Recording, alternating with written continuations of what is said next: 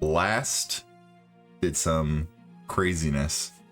At Connieberry, you went and talked to Seraphina to find out a few things about the Phandelver's Pact. You got some visions, and then you decided to head further north into the Neverwinter woods to find the Herb of Remembrance, facing a few trials that was given to you, unbeknownst to you, by the Spirit Guardian of Nature. You passed some and you failed one, and then you met with the Spirit Guardian asking to gain the Herb of Remembrance.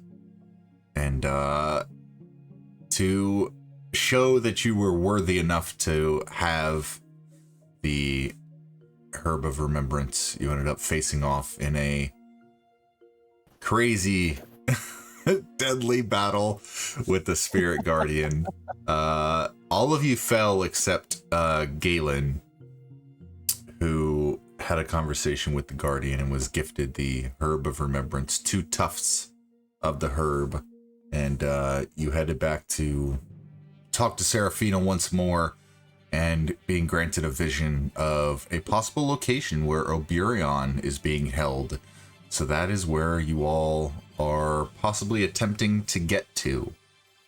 You find yourselves leaving Connieberry on the Triboar Trail, heading west down the familiar path that you've taken in the past few days once you left Phandelver. So, along this path, who is driving? I am. You're driving. Okay, can you give me a D20 roll, please? I most certainly can. Oh no. 13. Okay. All right, for the first handful of hours, you continue on your path with no really consequence. You see the air around you is kind of still. The sun is beginning to shine. And yeah, you guys are continuing down the path. Is there anything you guys would like to discuss? Plans for the future, how everyone's doing. You notice that Faye is kind of rousing from a little bit of slumber. I'll start by looking at Faye. Like, you feeling all right, buddy?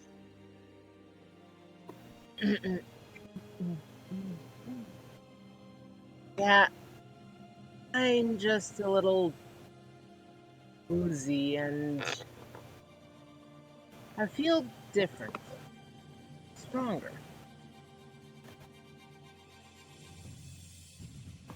There must have been something extra special with that board the other night. 1 second. Good to hear it, bud. Yep. Wait, As we're driving along, I'll look at the party and be like, you know what? We've been traveling for quite some time, and we have yet to name our group. Does anyone have any ideas? I was thinking the Guardians.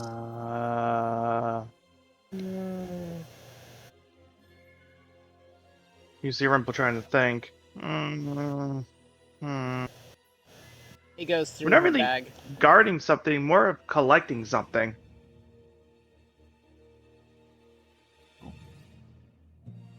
It does seem that with recent visions, we are, and this task that we were given, we essentially, I feel we are protecting this realm, guarding this realm from an impending evil. Then I shrug. Or we could be the Wildcards because, yeah.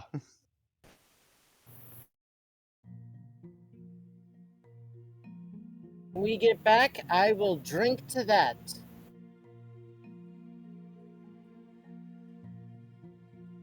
As you all continue further down the road, yeah, the rest of your first day of travel back down Triboar Trail is coming to an end. The sun is beginning to go below the horizon, and it may be time to bed down for the night. Cool.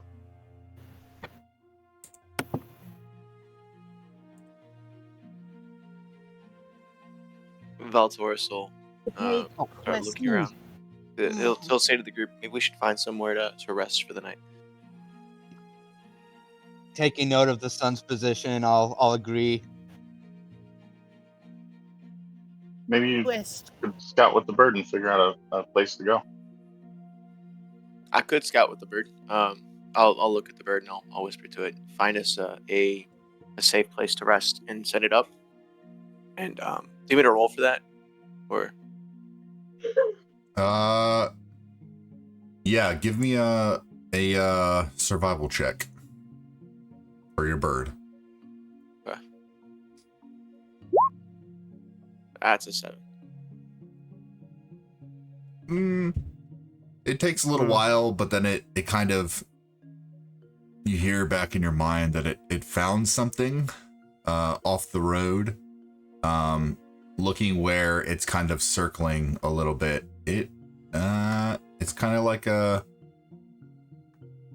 don't want to say a marshland, but you see reflections of water, and as you look closer, you see like bugs and gnats, and well, you don't see the gnats, but you see like flying critters around the marsh, and all the skeeters. Kind of swamping. yeah, Kind of yeah, swampy. pretty much. It's an open area, but it's all like marshland. I'll look at the party and say, well, my bird found something, but it doesn't seem exactly hospitable to me. I'll slow the wagon down a bit and just kind of give us a little more of an opportunity to scout a little more, see if we can't see anything better. But other than that, if we have to resort to the marsh, then we got to do what we got to do. Yeah, is anyone else looking out for a good place to be? Second, guys. You want me to go ahead and roll a survival check too? Sure. If you're looking out, if anyone's helping, roll with advantage. Does anyone I'll help help him. I'm proficient in that. Okay. Viha, give me another roll, please. We're Can I assist or no? He's already assisted. Well, you find 10 a 10 decent, or 10. yeah, you do find a place. However, it's not super secluded. The way where you guys are, the trees kind of get a little close to the path, so you kind of have to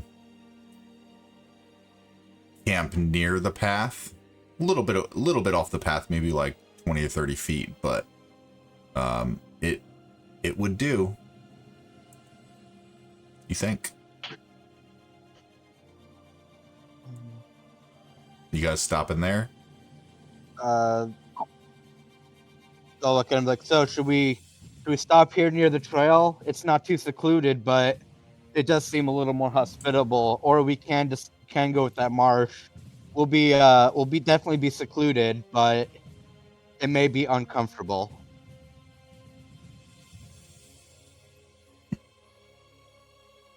You should get secluded.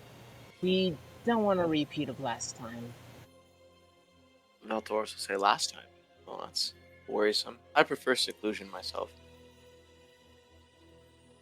Yeah, let's just say my eyes were a lot bigger than my stomach when hunting. That sounds like an excellent experience. So y'all picking the marshland?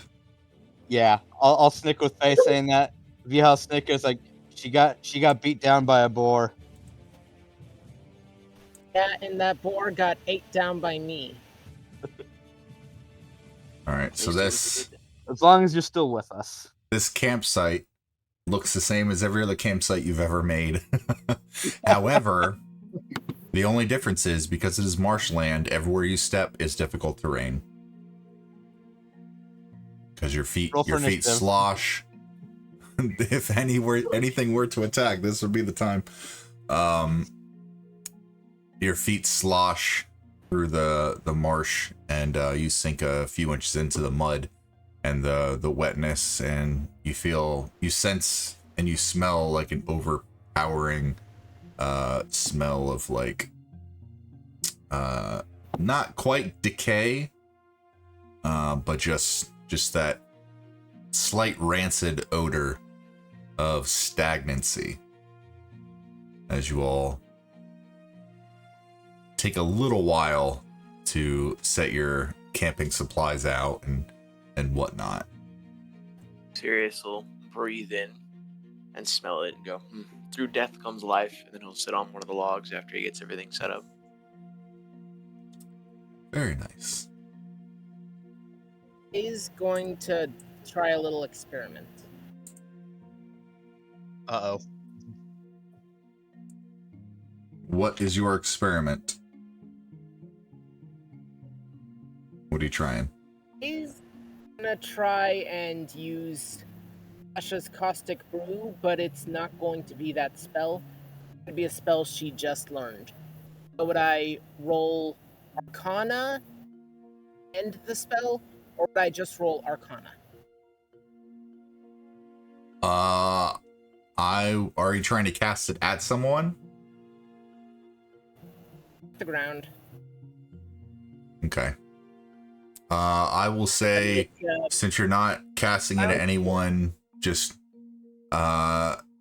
if you, I'm not going to make you roll for anything since you've already gained the spell. If you just would like to describe how you cast Tasha's and then how the new spell reacts, that would be fine. A grabs her sword and channels magic through it. It appears to be Asha's Caustic Brew at first, but instead of being green, it turns blue.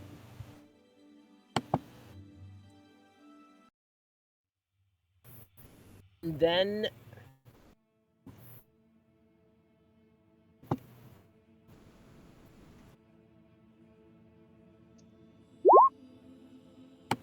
she shoots a ball of lightning at this spot. You all just see Faye shoot a ball of lightning at the ground near you all.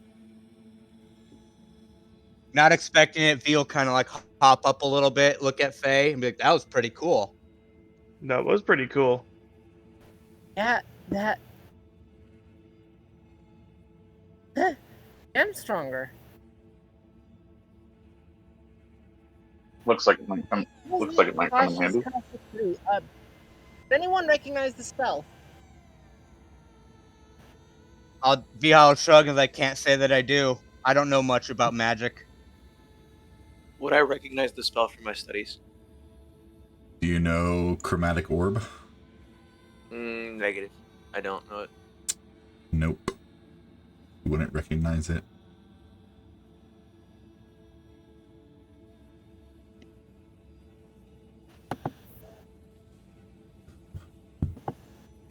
All right, as you all sit around the campfire, the night begins to gain traction on your thoughts and your eyes as you become a little sleepy. Is anyone staying up on watch? You know I am. I'll take the first Very well. watch too. I can go to bed sooner. Very true.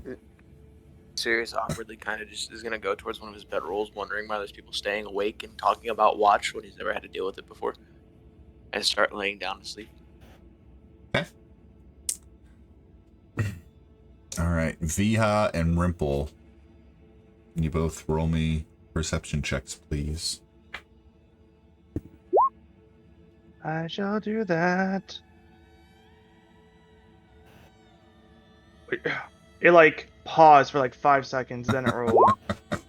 So just take the first roll. Yeah. Oh, it was the same roll.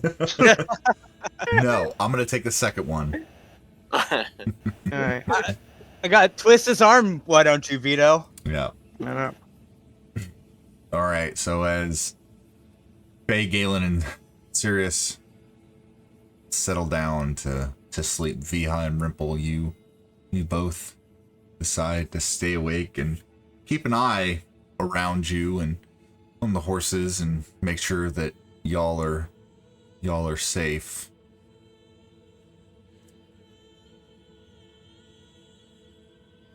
Would either of you like to do anything during your watch?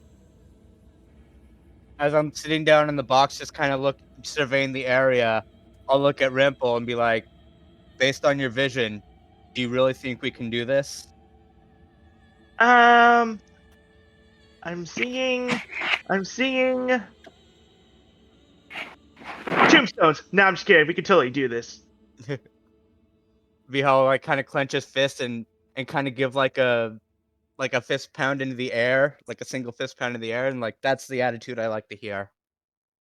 Yeah, I mean, a nature spirit almost killed us. However, we're still alive. So Vihal like he'll chuckle and kind of shake his head a little, like, let's not talk about that. It was rather embarrassing on my part.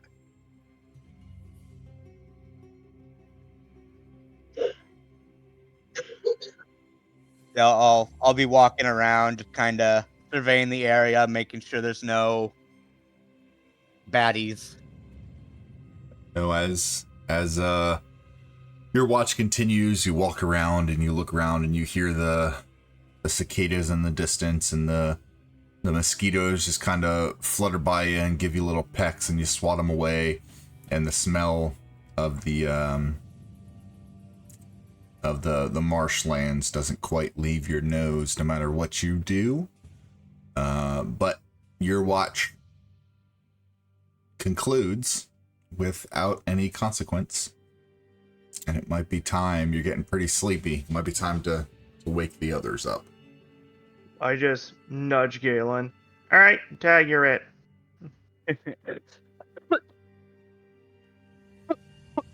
Biha, who are you waking up? I'll be waking up Faye. Is anyone waking up Sirius, or? I'll ask them, it's like, if you want Sirius to accompany you, feel free to wake him. If not, let him rest a bit more. Yeah. I'll look over and It Go ahead. gets up off of her shield and sits up on top of this crate, off to the side of the crate.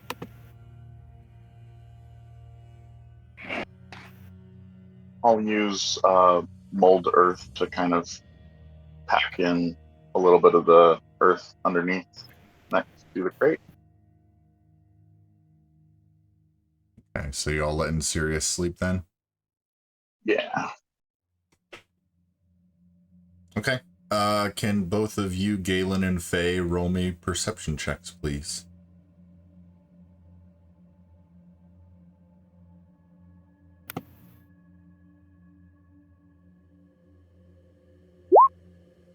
Oof. 18. Good job.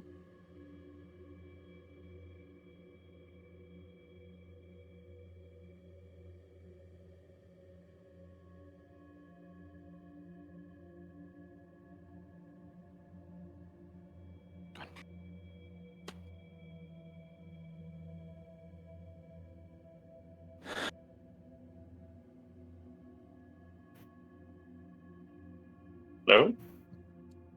Yes. Hello? Galen, what did you roll on your perception check? 20. 20. Nat 20. So, Faye and Galen, as the night continues on, you both seem to be very aware of your surroundings, and nothing seems to bother you guys. The warmth of the day is kind of being distinguished a little bit as you get deeper into night. However, the humidity around the marshlands kind of keeps you warm. That, and you're sitting by a fire. Is there anything you guys would like to discuss or do during your watch?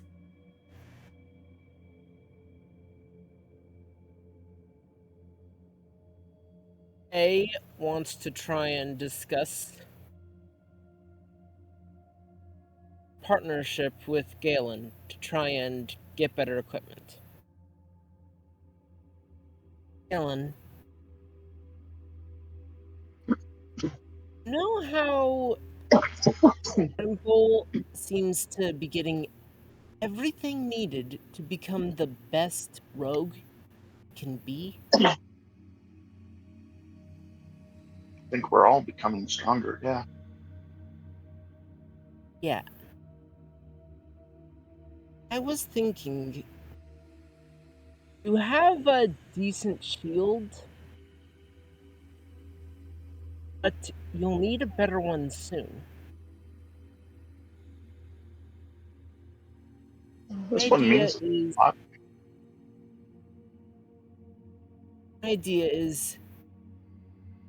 what if we work together to try and get each other better equipment?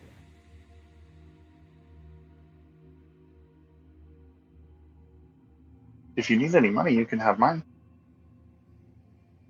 Money, tools, weapons, items we can use while trying to gain these artifacts we're after.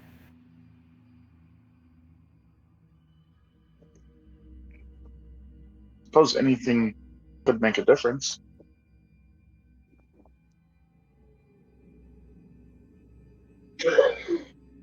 Right? And with my smithing tools, once I've gained proficiency with them, I think I can make your shield more durable and bigger without sacrificing weight.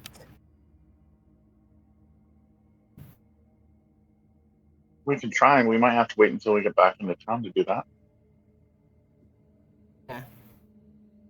Nothing to bang against around here except for mud and water. And wooden rocks.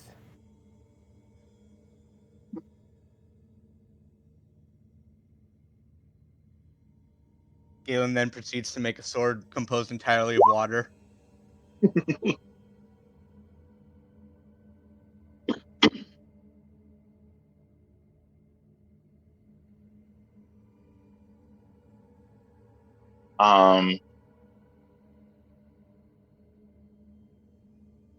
Well, it's good to have you back, bud.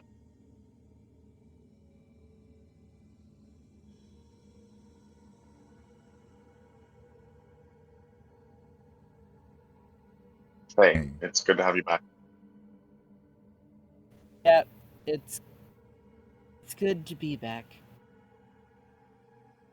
Can I use some of the swamp water around here and salt To do what? to wash up? Yeah, you can give it a shot. Okay. The water kind of stinks a little bit, but it'll rub off dirt and stuff. It might not clean things, but it'll look clean, whatever you try to clean. Give me a nature check.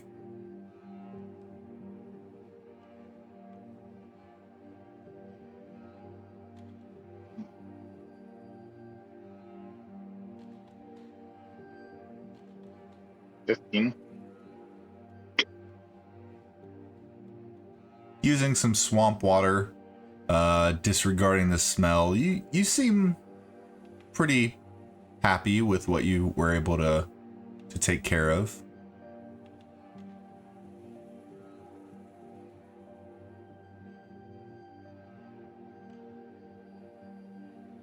Is there anything else you guys would like to do?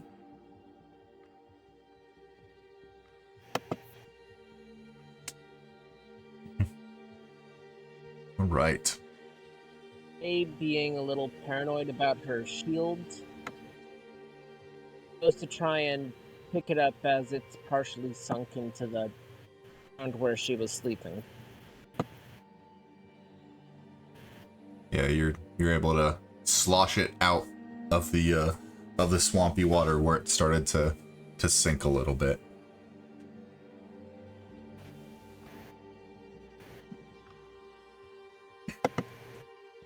All right.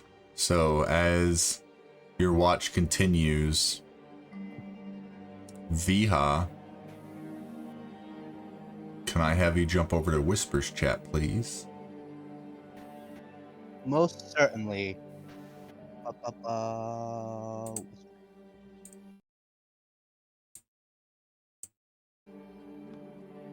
Okay.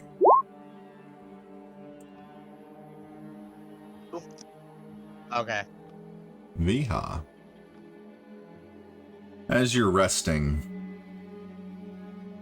after a rough couple days, you find yourself drifting off to sleep. And as you are trying to find respite in the darkness behind your eyelids, a light begins to shine around you.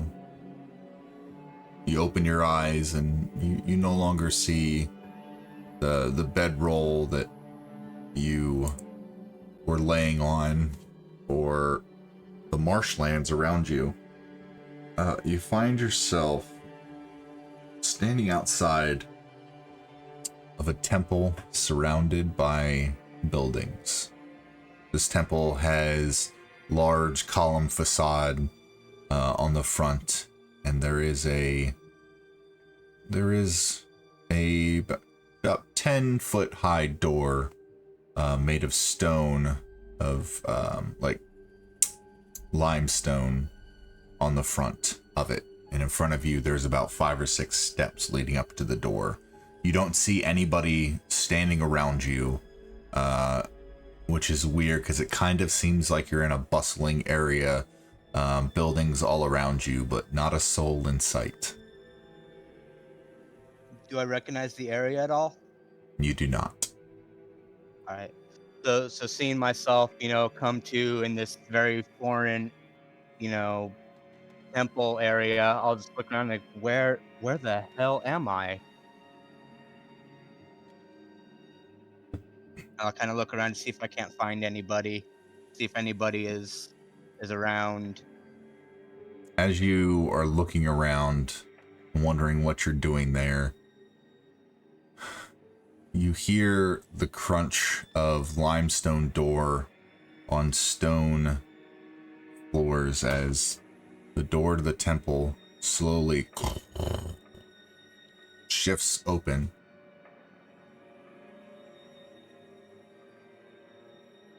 I'll kind of take up like a defensive stance, but I'll remain still and train my focus on the opening door. You wait for a little bit, see if anyone exits, but no one exits. And the door remains ajar. I'll relax my stance and then slowly make my way to the door. Like, continuously kind of like shifting my gaze back and forth, just in case there is somebody or somebody tries to approach me. I'm staying on guard, but I'm not visibly on guard as I slowly make my way to the door. Okay. As you make your way to the door, looking inside, you see a very, I'm going to say Romanesque cathedral inside. You see more pillars. You see like limestone carvings and statues of individuals that are all wearing like beggars' clothing, holding cups and bowls made of something that resembles wood. Disheveled looks upon their faces, and their hair is disheveled. There's about 6 statues that just kind of surround, and at the far end you see a short man with a burly build, wearing only like a loincloth, like a breechcloth, balding head, and a rather hairy body, not quite like they are not human, but just a little hairy. And he's he has a a broom made of like twigs and small little bits of twig. They're just kind of scraping along the stone floor, and the sound is kind of echoing as it scratches and moves a little bit of dirt. I'll make my way towards him. Like, excuse me. Where is this? Where am I? As you get closer, you notice that his body bears marks of mutilation and torture on his back, covered with open wounds, closed scars, burns, and a range of other wounds. As his movements are kind of disjointed slightly as he attempts to move around a little bit. He turns his head and you see a plain but kind and comforting face turn to you. Well, hello there. I see you've come to the temple. I have, but I can't remember how I got here. I woke up and I was just here. This temple, where are we? Where is this temple? And he just kind of chuckles a little bit and says, are you familiar with Ilmater? Ilmador. I'll get a Ilmater. Oh, Ilmater. Ilmater. I'll repeat that, and I'll get this contemplative look on my face for a few seconds. I'll nod my head and say, the name does not seem familiar to me. And he chuckles and he says, you see, the crying god was the patron of the suffering, the oppressed, and he just keeps cleaning with his broom, although you really don't see much dirt being moved, and persecuted. And the one who endures encouraged them to endure and encouraged others to help them by taking their burdens or places. The rack-broken lord was a willing sufferer, bearing the pain of others to spare them from it. And it was said that if he had his way, he would do so for all the suffering in the world. He is a protector. He defends those who are suffering and those oppressed. I'll kind of look down and I'll clench like my hand into a fist, put it towards the center of my chest, and like, this is the task which I wish to perform as well. I do not want others to suffer again, especially not by my hands. And he smiles as he continues to... he takes the broom and sets it down and walks over to a statue. And seemingly from nowhere, like on his hip, he grabs like a rag and begins to like buff on the statues. And he says, will you follow Ilmater? And through your works, hold the tenets of the faith. If it means that none of my companions shall suffer, I will do what I must. And he stops what he's doing, he turns around, and he stands up straight, and he looks at you and squints and says, you have come from trials and turbulence. Your past is garnered by death and destruction. Is that who you are? No, it is who I was, not who I am. Not anymore. And he puts a big smile on and goes, very well. I will convey this to Ilmater. That's and he points out and he goes, that's a nice sword. You know, I'll grab it and around, kind of take it out, show it to him. Like, yes, it was a gift from a friend. you know, I only have my broom. It'd be nice to be able to protect the temple if I had something that nice nearby. Let's see. On my inventory sheet. I'll look at the sword, and I'll very hesitantly, like, my hand will start to shake, and I'll say, "Forgive me, Hall," and I'll hand the sword over to him. And he takes it. Say, just do me one favor, cherish it. It will be the protector of the temple. And he smiles. And he says, remember my words. Do not stray. And he will pick up his broom and begin sweeping once more. And as you kind of stare on and look at him, your body is kind of softly thrust back out the door of the temple.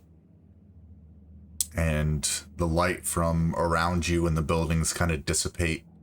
And you find yourself resting once more in the midst of slumber. And you are still asleep. Let's jump back over All to right, the regular chat. can do.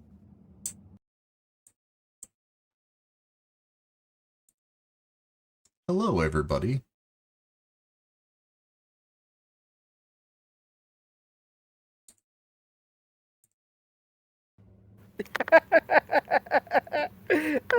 What, are you gonna be a Hello, bard everybody. next? All right. Barbarian fighter So bard. as Galen and Faye finish their watch, the sun begins to rise over the marshlands where you camped for the night, and a new day is brought with it. As everyone begins to slowly rise. Right. I get up and I slowly walk out, but I have an exhausted look on my face. Like, I'm well rested, but the dream that was shown to me that I had left me in a somewhat twilight state of sleep. So I was kind of awake but asleep at the same time. So Oh, come on. It's doing the thing I appear to again. be visibly tired, but Serious. capable. Wait, what? Vito, what I should have is- 29. I should have 29 hit points. I don't know why. 27 hit points. I have no idea why it's not modding it. And I hit long does it rest. say 27 in? It says 27 out of 20. I hit long rest, and then all of a sudden it became 21. There we go. Yep. Mhm. What is everyone's passive perception? 10. 14. 16. 9. Why can't I be freaking my character from Witchlight? Sirius, 19 what is your perception. passive perception? 14. Okay. Galen, as Viha exits the tent that y'all put up, you notice something slightly different about Viha. Okay. You notice that his blade is a bit darker. Seems to be made of a different type of material? Was it always like that? Did you always? Not quite sure. I'll probably keep it to myself for now. But I'll try to talk to him later. Okay, a new day, new dawn. What is everyone doing? Druid Craft, Rimple is Weather just- Boy. Yeah. He Weatherman. takes out rations and is trying to prepare breakfast. Okay, yeah, you start to prepare. Are you preparing breakfast for everyone? Yes, do I roll survival? If you have rations, no. If you're using your rations, then remove 5 rations from your inventory. And Galen, can you give me a D6 roll, please?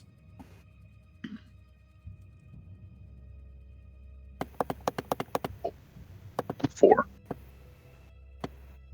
As you raise your hand up and casting Druidcraft, you see a visage of a little orange orb glowing in the palm of your hand.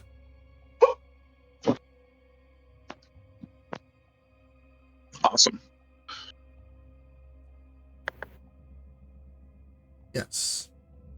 Having put my stuff away during guard duty, I'll walk over to Vihan, help him break down the tent.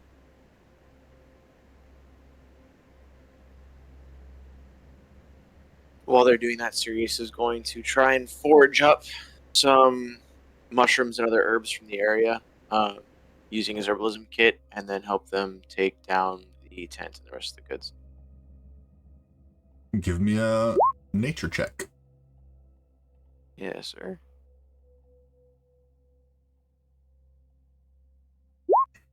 $21. In this marshland, it breeds some interesting flora. You do find some mushrooms. They aren't quite what you would expect. The coloration is a bit off, but there is a plethora of them, and you can kind of gather they are safe to eat if you clean them and cook them. How many was I able to gather? Depending on how long you're out there, probably like 20 small-ish mushrooms. 20. Mushroom. Okay. I'm gonna look at Galen and say, hey, do you think you might be able to shave some water so I can wash these and give them to Faye so she can include them in the meal she's preparing?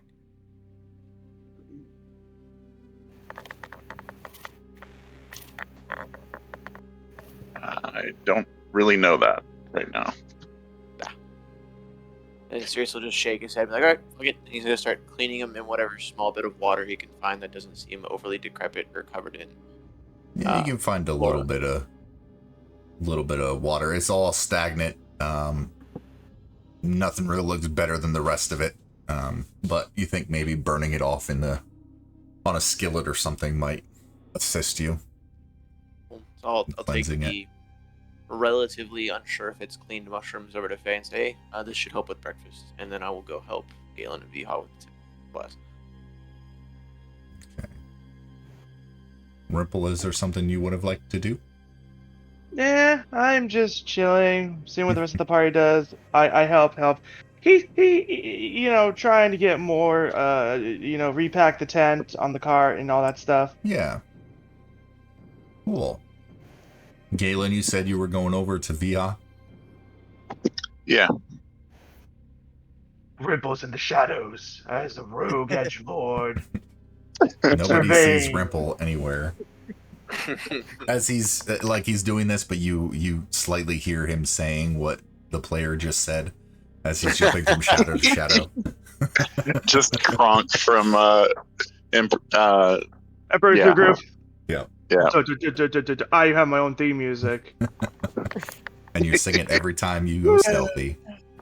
Look at him, he's just doing the Rimple. repeat sound that Kronk does when he's against the wall. So Rimple, we you. I just I do the gnomish tiptoe. Yep. You didn't see anything. Impossible right? music playing in the background. Everywhere and nowhere. Anyway, yeah, no. Rimple is. But you know what? Who's gathering mushrooms? I already gathered them, gave them to Faye. Oh, you did? Okay, never mind. Where'd Sirius go? I'm helping with the tent with Galen and Vihan. I Ga- don't see your token on the map. Behind back right, back left corner of the tent. Oh, I see him. Yeah. Whoop. Okay. They're in the shadows. Yep. Eavesdropping. Rimple sees everything. I see. Did you know I'm part Shatterkai too? I'm just kidding. Rimple's there hiding in the corner. Somebody looks at him. He just puts his finger in his mouth like, I'm not here. Starts talking in Batman voice. No, Galen, man. you Yeah, wanted to anyway. talk to Viha? Oh, yes. See, you good? Seeing him approach, I'll look at him and I'll ask him what's up. You good? I had a dream, maybe a vision. There was a temple. It was a limestone temple. The man inside told me it was Ilmatar's, the deity of suffering. I was asked about patronage. I did accept because I can't have anyone suffering. Not anymore. And I'll kind of like, as I say that, I'll look at the, I'll go like glance at where the entire party and just kind of look at him.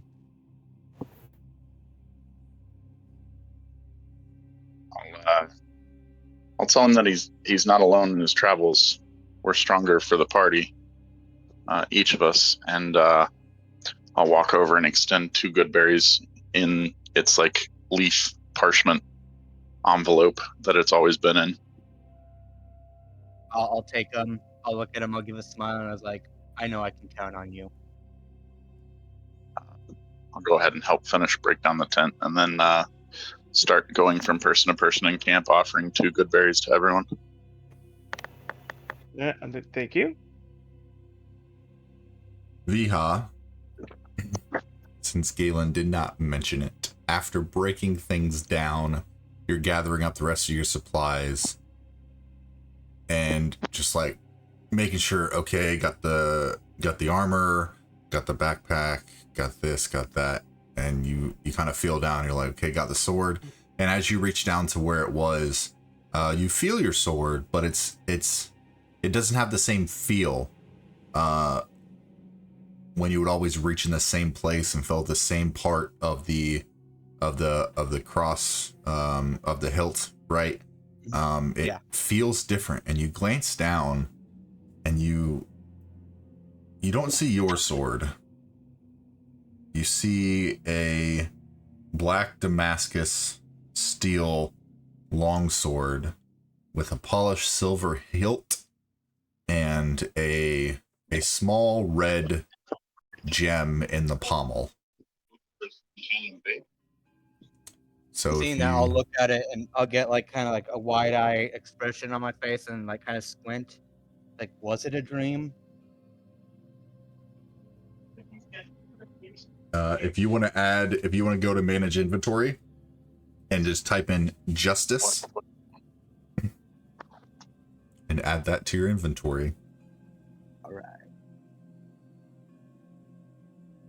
As everyone is breaking down the camp. Is there anything else anyone would like to do before y'all set off down south or west anyway along the Triboar Trail? It is not saying, and I'm not finding any results for justice. Give me a second. A tries observing the she was given. Okay. Did somebody say justice? Or nature. Trying to observe them? What are you trying to distinguish? Give me a nature check. Nature.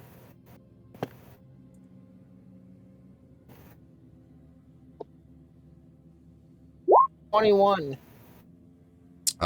You recognize these as mushrooms that are edible. They are slightly discolored because of the location that they grew. However, they seem to be edible. You know these to be edible mushrooms. And I just realized last 2 nature checks were the exact same number. It happens. Yeah. Viha, if you can refresh your sheet, you didn't have homebrew content enabled. So just refresh your sheet and then search for it again and you should be able to get it.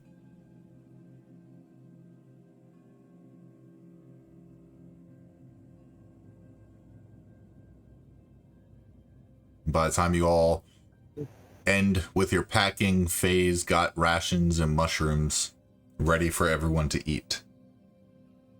That's a nice little breakfast Nice. before you set off. Nice. And I was trying to see if the mushrooms were a special kind she's had before. One with a unique property. Just regular mushrooms.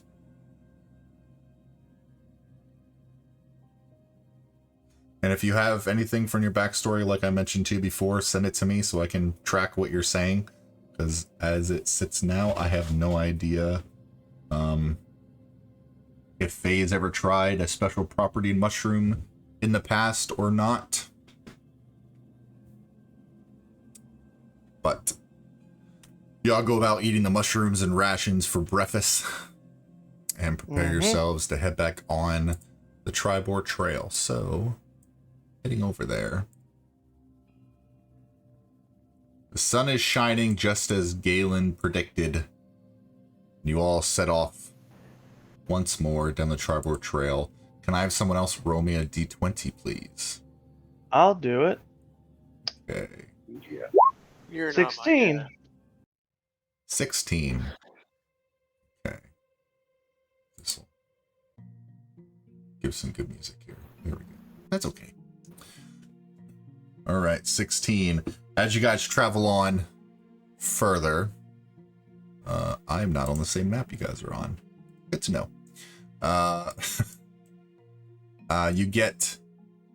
You travel the rest of the day, and you get about to here. Well, about here. It's about as far as you get. And it's beginning to get dark. But during the day, that second day of travel, is there anything y'all would like to do? Sirius is going to take that frond of the Herb of Remembrance that he was given by Galen, Okay. and he's going to kind of just look at it. He's going to be thinking about what what Elowen had said to him, and whether or not it'll actually help him, and what he'll remember once he consumes it, with a bit of trepidation as well as a bit of excitement. Yep. And as you hold the Herb of Remembrance, it no longer is bioluminescent. It kind of just looks like not a regular fern, but just a slight different variation of it. If it were just sitting on the side of the road, you wouldn't really take notice of it, but you know what its properties or what, prospect of properties that it has. If I was able to take a small sprig of it, like from the base of the frond where the stem comes out, would I be able to plant it? Are you attempting to do that? No, I would, but I don't know. Well, yeah, I guess I could, but I don't have anything to do it with. Like, I don't have a pot, I don't have soil or anything like that. Hey, can't mold earth make clay that's workable ceramics? I mean, if you add water, you could probably make a pot. You would need a kiln, or let it dry in the sun for a decent length of time. So, I guess what Sirius will do is he'll voice that thought to the party. Like, I wonder if we could plant this at some point and make more of these. Either way, I don't think there's anything we can do now, but maybe we can try in the future, and he'll put the frond back in his bag. Did you pick Yeah. off a piece of it? No, I haven't torn it or anything. He was Okay. just thinking about it. Viha will say, I'm no botanist, but I figured if something that important was guarded by a spirit, I don't think it'll be as simple as just planting a new one. And Sirius will look at you in his awkward, sheltered way and be like, well, you never know till you try. The books have never steered me wrong. I'll shake my head in agreement. I'll say, what's the worst that can happen? I guess. Best thing to say in a D&D campaign. Yep. You could always try. Yep. Right. All right, as you guys continue on, the day begins to linger, and judging by the insight that you all got for the location of this place where Obi might be, you think that you may be coming upon a time to turn north towards the woods. If you would like to do that, or camp outside the woods, or continue on to get within the woods themselves. It is, see right there. That might make it a little easier. I'll look at the group and say, well, I can send the Raven up again to scout, but hopefully he doesn't find somewhere so wet this time. I'll slow the wagon down again, and I say, yeah, let's scout. So I'll just look at the rest Alright. of the party and then look at the Raven and say, well, go for it, bud. So the Raven flies out. Survival? Give me a survival check for your Raven. Got you. 10. Your Raven does come back and kind of gestures to you and speaks in your mind a little bit, that there's some woods to the north that might be a good place to rest. Didn't find anything specific location wise, but woods are away from the road. I'll just shake my head and I'll look at the party and said, well, he told me what we already know. There's woods to our north that look like we could camp in it. We're probably getting close to where Obi is, so I guess we should make our way there. Yeah. I'll look We'll at be you and say, secluded as well. might as well. No, we don't have to worry about old unreliable on my shoulder here. I mean, if we're going, we're going. Okay. I'll mush the horses to pick the speed back up to normal speed. You get to the edge of the tree line and you don't notice a path or anything like that, and it doesn't seem like the horses are going to be able to make their way through the dense trees. Maybe we should hitch the horses here, guys. What do you guys think? Hide the wagon, hitch the horses? Yep. Yeah. We may not have much, but it's still our own. How far are we from town? About another day's travel, roughly.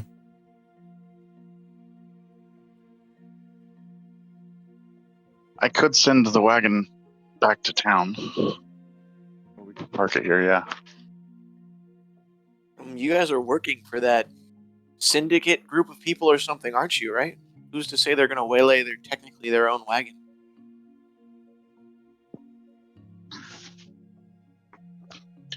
We may be working with them, but they are still bandits. Yep. I heard some weird phrase somewhere. It says, don't poop where you eat, but you never know. That's You actually a haven't really good met them. phrase. They kind of shit wherever they want. As your Raven just kind of takes a dump over the edge of the wagon.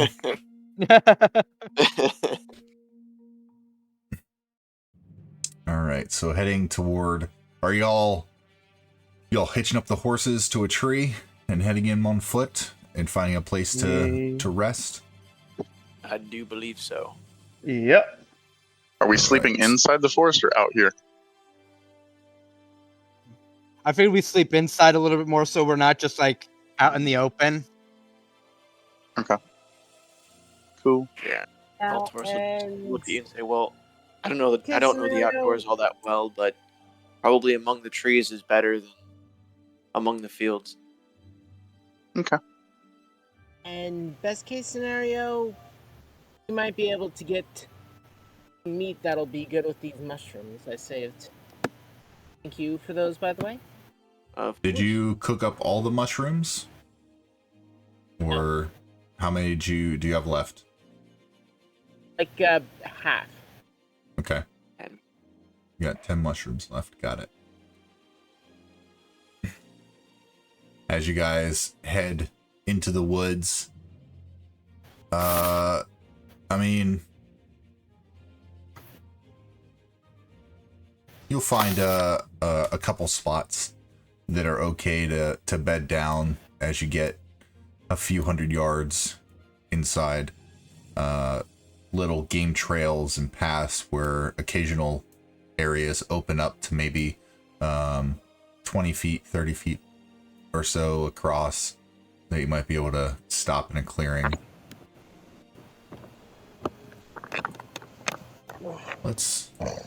And once again, you set up the camp exactly like it was before. Woo! Cool.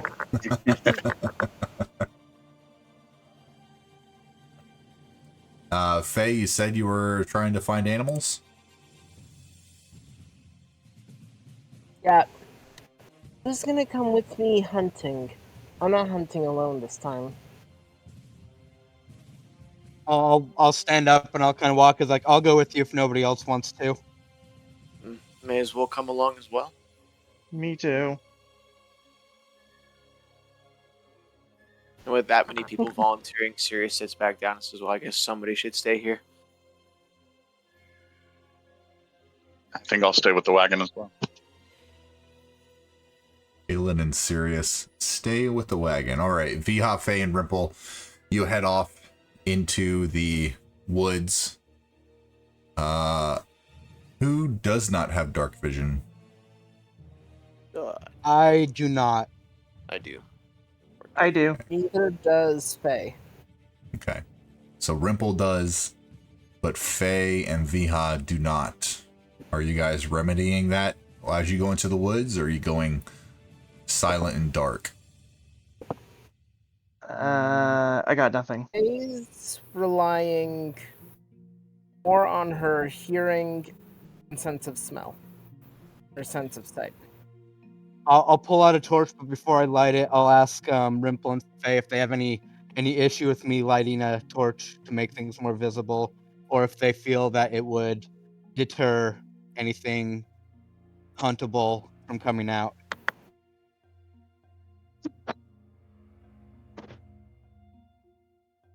I mean, we have advantage in range attacks, so yes, a torch doesn't hurt. You have an advantage in what? I'm sorry? I was saying how I have crossbow and I have new attacks I can use. And how because of this and all of our combined abilities, torch that makes us visible shouldn't be that much of an issue. Okay.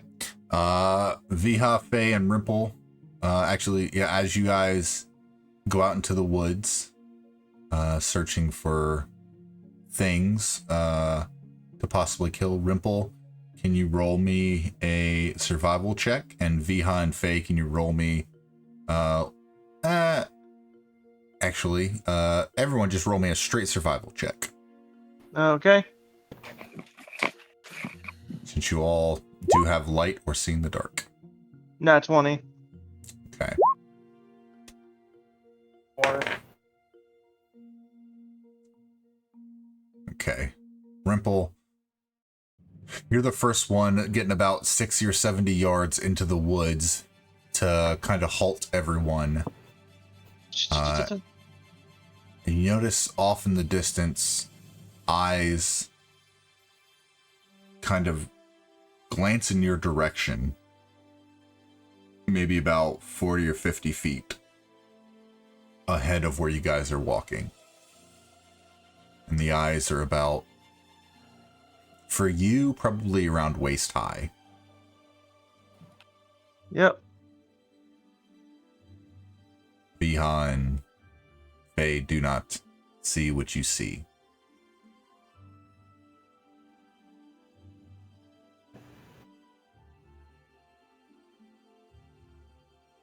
What are y'all doing? I'm just slowly forging ahead, kind of keeping up with the party.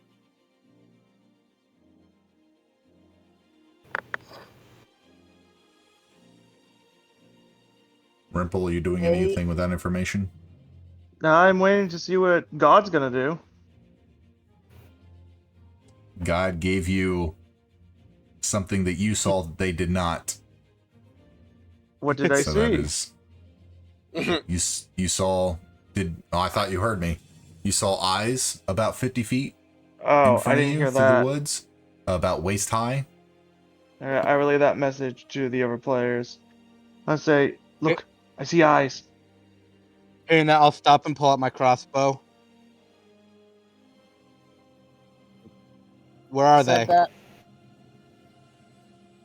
Where are they? About 50 feet in front of you was where you About saw 50 them. About 50 feet in front of us. Yeah, I'll stop. I'll train my crossbow on the where Rimple said the eyes were, but I won't take any action. Okay. Beyond your torchlight, Viha and Faye, you really don't see anything. And Rimple, with your survival check after seeing those eyes, you don't hear movement in the brush from that distance. You think it might still be there. Alright, pointing out that it's in the brush ahead of us.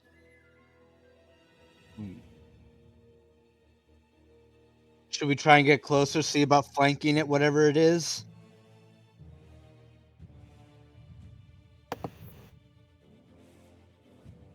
Actually, we'll Faye use wants to. the campfire as the location. How about that? So you guys Okay.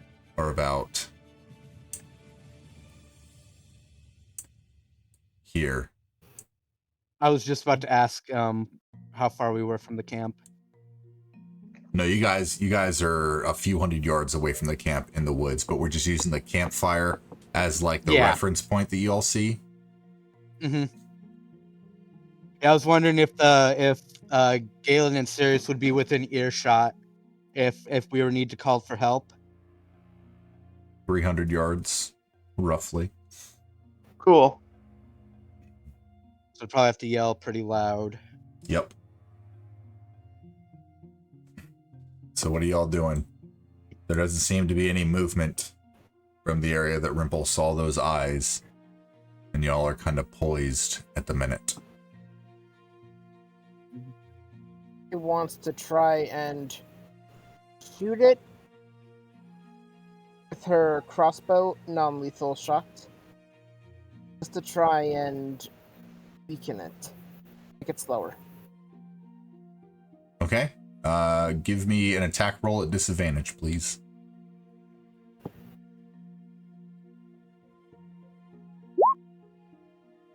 Disadvantage is -1, yes? No, disadvantage is roll 2 d20s and take the lower roll.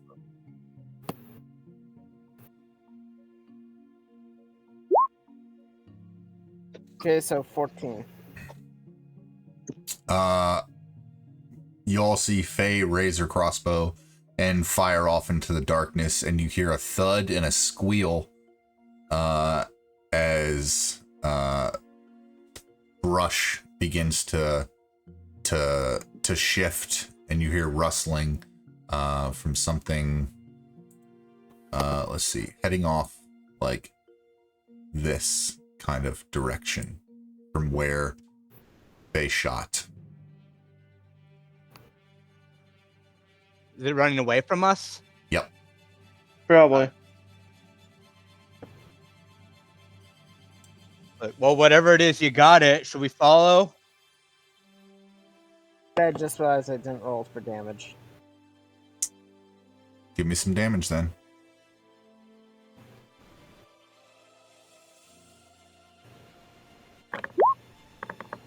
Okay.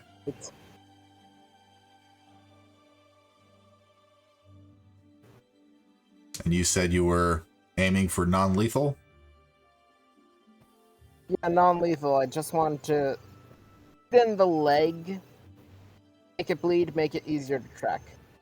Oh, you're not sure where you hit it. You hit it somewhere. Did a possibly substantial amount of damage. But you hear rustling as it gets further and further away. What are y'all doing? I'll make my way towards it and kind of gesture to the party to follow. Alright, I guess I'm following the Dragonborn. Joins in. Okay, as you guys get up to this spot where it was, you do see a little bit of blood on the ground. Looking a little closer, whoever's wants to try to track the blood, give me a survival check. I can do it. Okay, Rimple, give me a survival. No. Woof. No, woof. One extreme to the other, gotta love it. Yep. The blood just goes in a complete circle. You thought you saw blood. You actually saw vomit. He tries now. Strawberry. Yep. 20. All right, Faye, you think you get a good bead on the direction this thing is going. You follow it for about 50 or 60 more feet, and the pools are getting thicker. Roll me another survival check.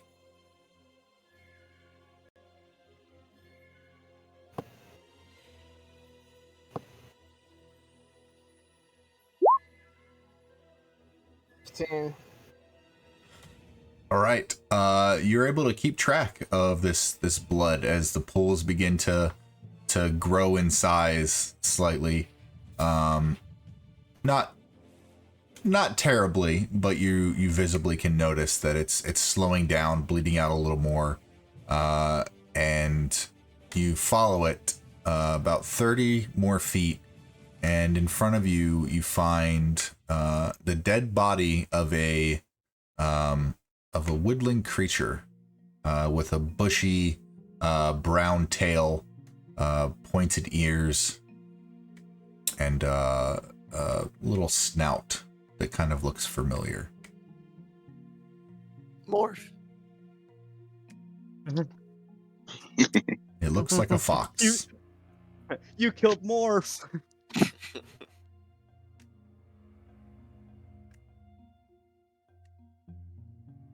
Faye grabs Fox, looking like she's going to tear up.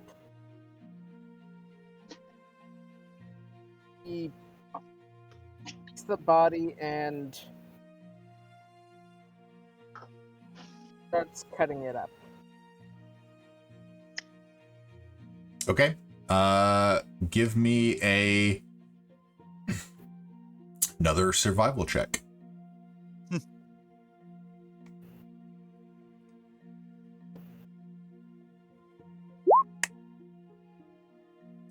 With... Faye's not a good butcher. I'm sorry?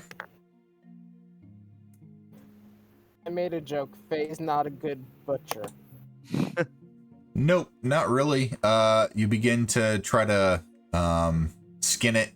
You leave a bunch of fur on it. You try to cut through to get little bits of meat off, and you kind of crack bone, and the shards of the bone kind of get stuck in the meat as you kind of pull it away. It could feed everyone. You would just need to dress it a little more. Doesn't have a whole lot of meat, but has a bit. Vihan will struggle like better than nothing, I guess. As you guys yeah. walk back with rations filling your pockets.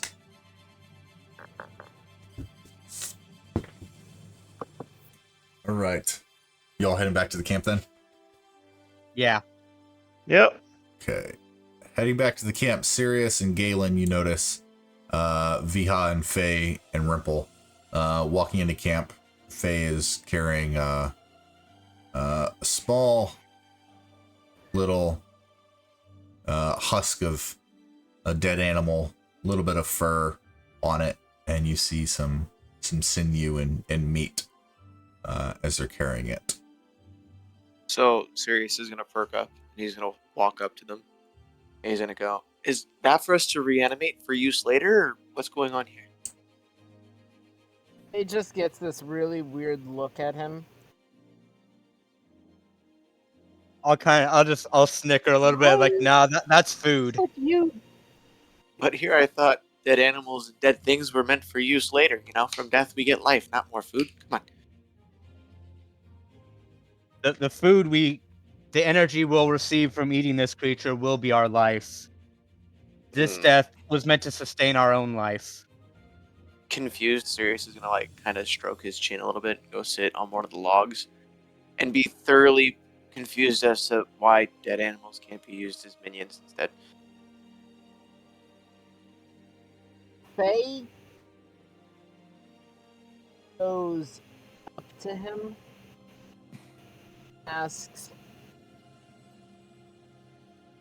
"You're a necromancer, aren't you?" I've been known to dabble. In that case,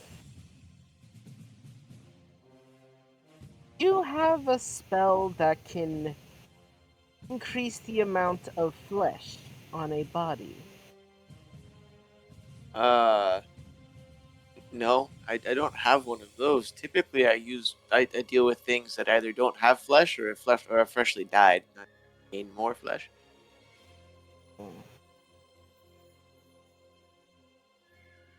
Okay, I'm I sorry. have an idea, not for now, it's for later, Sirius. What's the idea?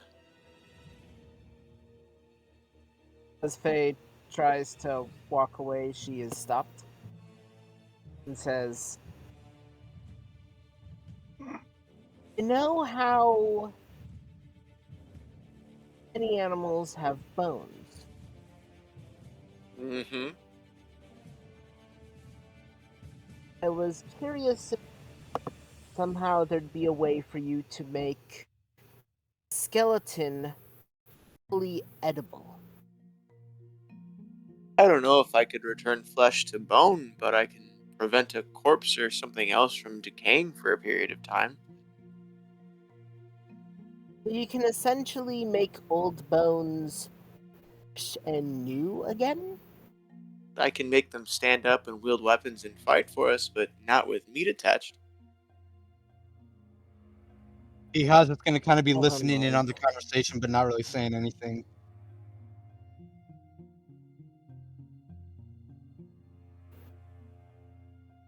He goes to try and cook the fox. Sirius just kind of sits down thinking about it. Yep. Galen, you wandered off. Is there anything you're trying to do? No, I just moved out of the camp area while you were doing your thing. Oh, okay. I probably would have used create water to summon 10 gallons of clean water, and once the party returned, there'd be a barrel of water with a soap sitting next to it.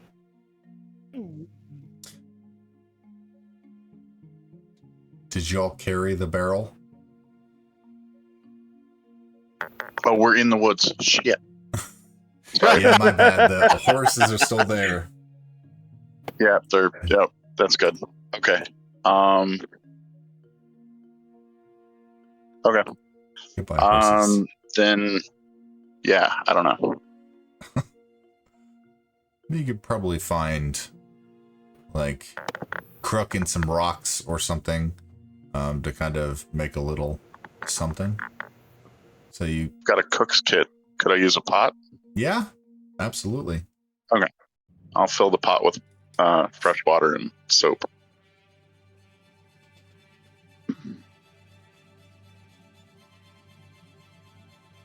All right, Faye, as you begin to attempt to cook this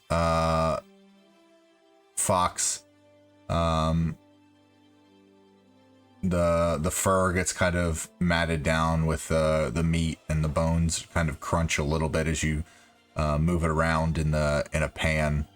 But the meat does eventually cook,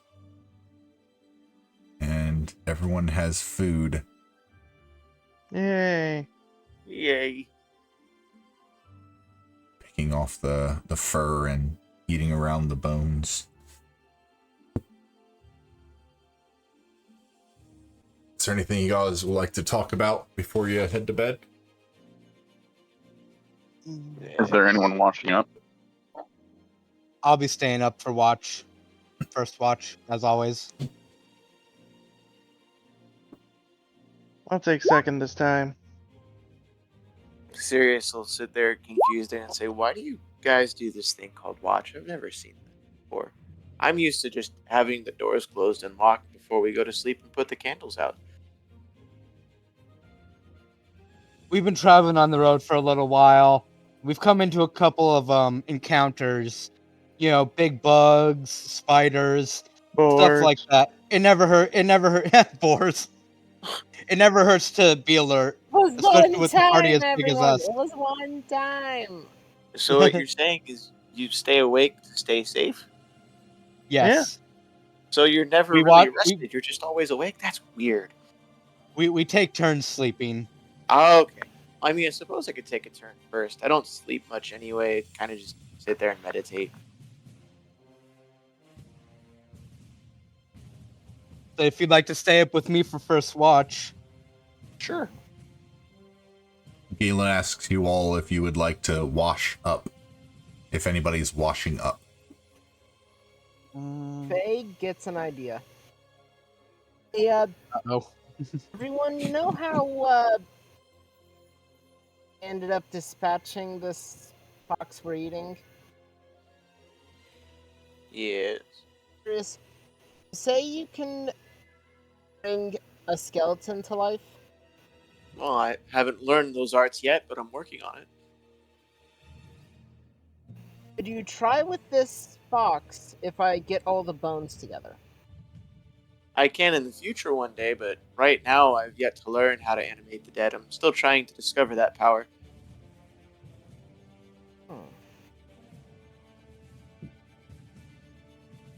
Wants to try and reassemble the skeleton. Would I, Give me a nature check. Okay, so nature.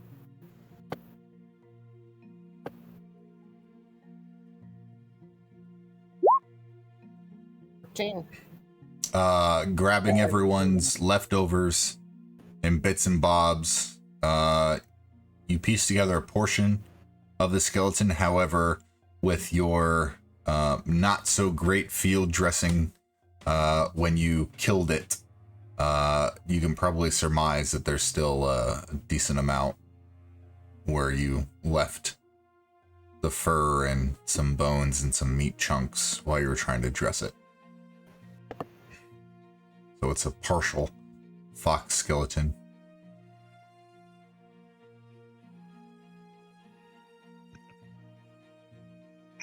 full disclosure, Vihan may have eaten some of the bones along with his meal. I was going to ask that too, if any of y'all just kind of crunched, and I figured Viha would probably be the one. Yeah, definitely. He'll be eating it, he'll be tasting the bone, but he won't like kind of really recognize it as bone. He's like, it's got a nice crunch to it. Yep. The tiny bones. Is it supposed to sting when I swallow? Tastes like blood.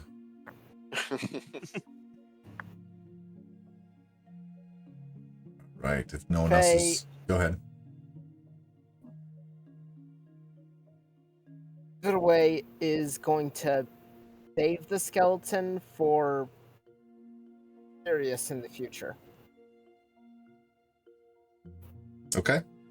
So you have a partial cleaned fox skeleton.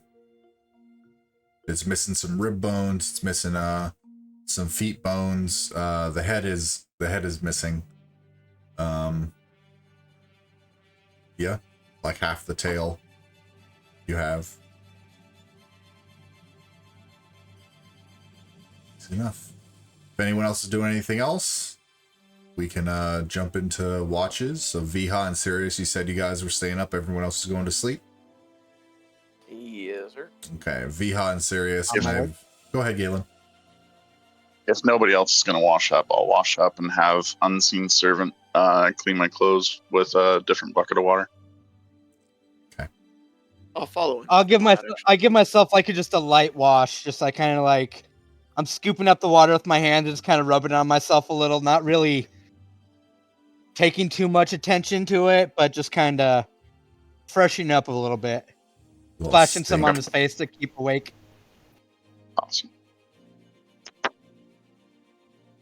All right, Viha and Sirius, as everyone else kind of beds down for the night and finishes up their bathing. Can I have the two of you roll me perception checks, please? Absolutely. Woohoo! 24. I'm rolling pretty good. Can I say that was a natural 20 as well? Yeah? Yep. While you guys begin your watch and everyone beds down, is there anything you guys would like to do on your watch? I'm going to pull the frond out again from the Herb of Remembrance, and I'm going to, again, think about that concept and talk to Via about it and say, I really think we might be able to plant and make more of this. Just have to find soil and a place to plant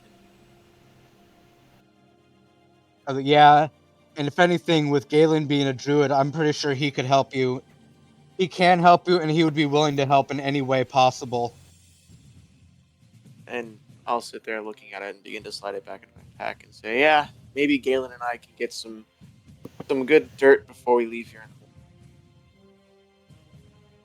He'll stay quiet a little bit. He'll be glancing at, his glance will kind of shift between the ground and his sword a little bit. He'll raise his head, he'll look up at Sirius and he's like, so you're looking into necromancy, is that right?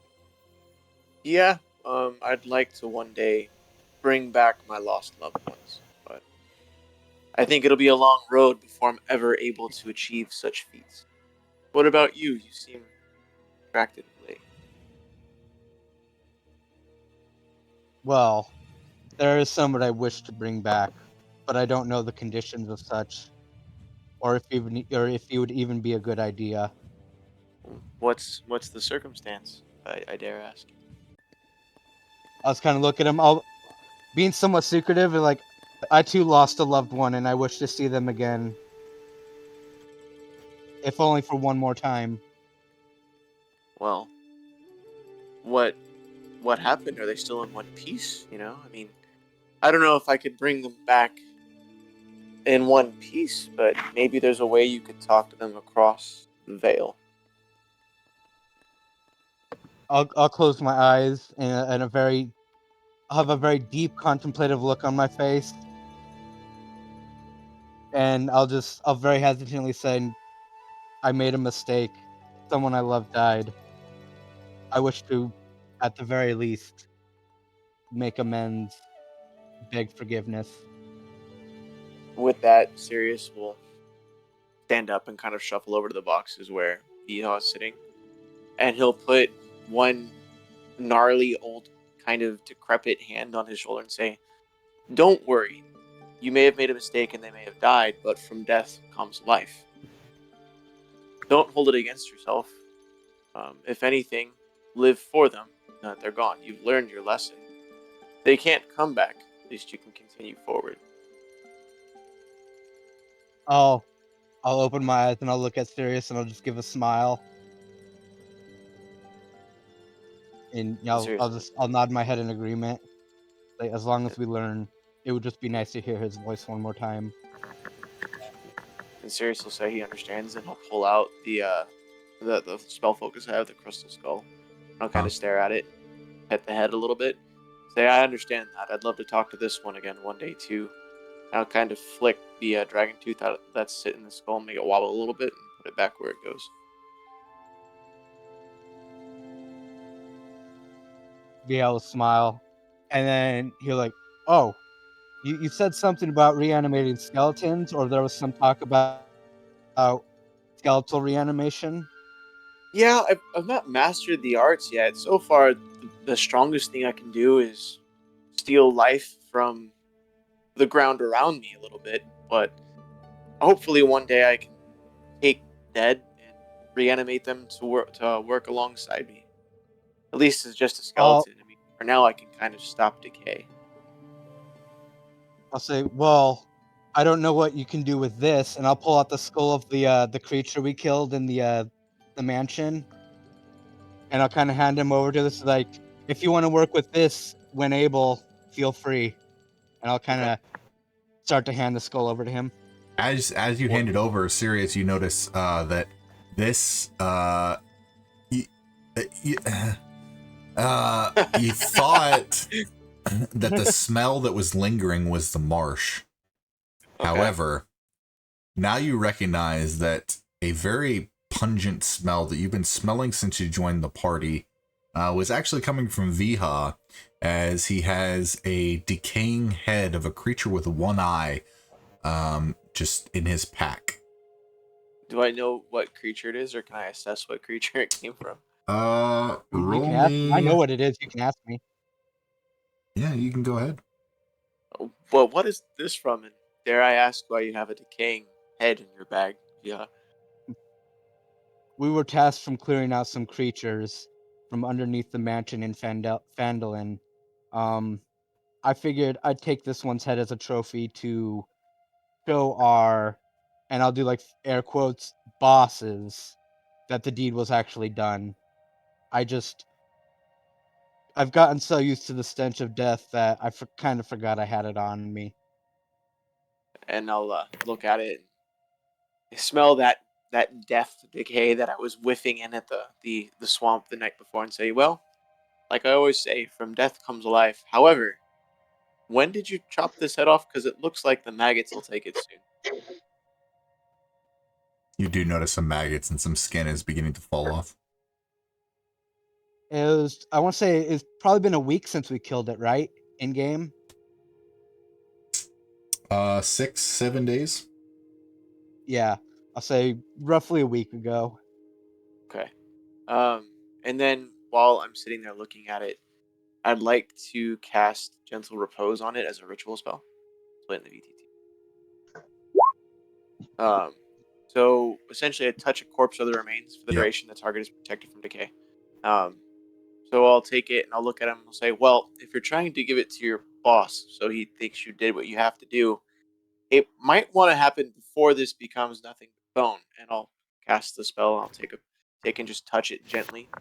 And I'll just kind of, as he does that, I'll just kind of like wave in a denying motion, like, oh no, they already know it's dead. You can do with it as you please.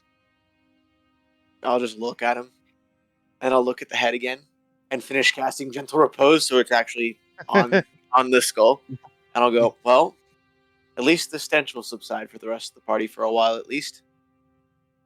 So the stench doesn't quite subside. The stench of what has already happened still kind of lingers a little bit, but after a while, it does dissipate a bit. However, the way the head is, the condition that it is right now, is the way that it's going to stay. Okay, which is fine with me. So pieces still might fall off. Maggots still might continue their work, but it just won't decay any further. Okay.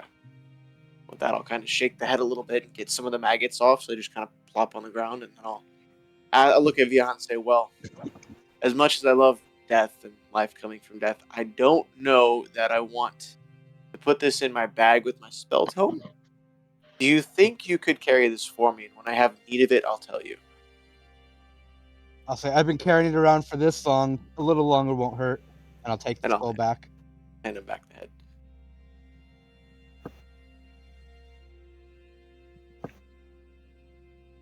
And I'll just kind of get up and I'll do my normal routine of just kind of shuffling along the outskirts of the camp, keeping an eye and an ear out for anything stirring. All right. So the rest of your watch goes again decently. Sirius, you still haven't quite gotten the hang of like things attacking in the middle of the night because you haven't seen it yet. And during this watch, you haven't seen it yet. So that's good. Might be time to wake up anyone else who will be on watch. I love how you're being very liberal with the word yet. I don't know how the dice is gonna fall.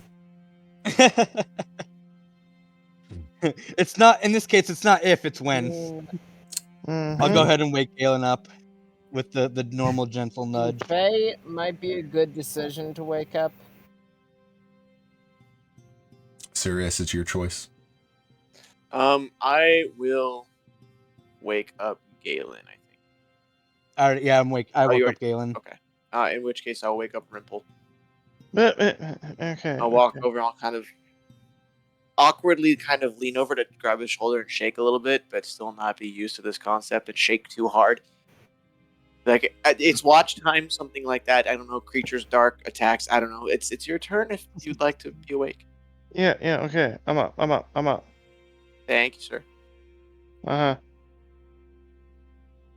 Rimple and Galen as Sirius and Vihan settle off to rest themselves. Can I have the two of you give me survival checks, please? All right. 16. Okay. Walking past Faye, I'll cast Prestidigitation to, without the use of water, clean some of the blood from the fur and whatnot, and the clothes. Okay. Oh, Easy dear enough. God. Easy enough. 6. Good to know. All right. Rimple and Sirius, you guys continue on during your watch. Is there anything y'all would like to talk about, discuss, or do? I'm not on watch anymore. What do I say? Rimple and Galen.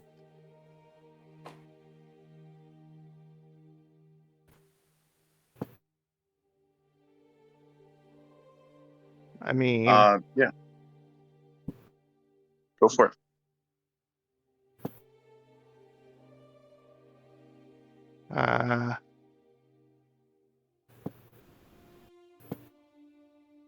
I mean, you don't have to do anything. I just like giving you guys the opportunity.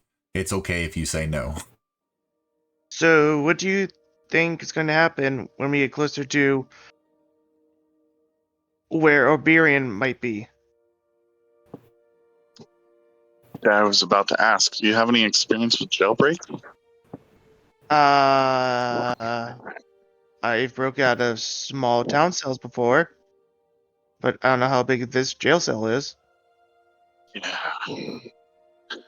Well, you've said you were itching for a fight. I think there'll be one. And I mean, I didn't really have to fight my way out of jail. Usually, sometimes they just leave the door open. I just go. Whoosh. Oh. Well, we might use your expertise. We might have use for your skills. Oh yeah, definitely. Thank God I loaded up on thieves' tools. Very true. And be sure to let me know if you're doing anything, and I'll try to give you a pep talk. Cool. And if I see an animal, I'll let you know. Though it's a bit more than that, but okay, thanks. Well, I mean, aren't you a druid, child of nature, one with the environment? Yeah. It's complicated. It's complicated. I also want to ask you, so what god do you worship, since I know you're also a cleric? I haven't really taken any vows. I lived with some elves who worship Shantae. I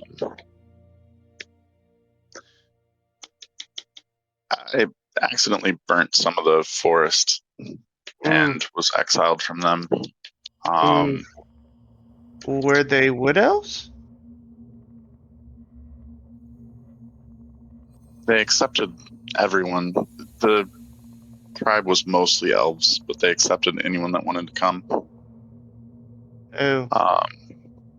After there, I was cast out, and some dwarves adopted me and took me under their wing, and they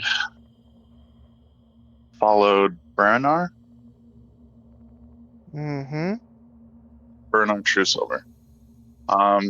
They pretty much traveled around and performed wedding ceremonies, reunions of Oh. people.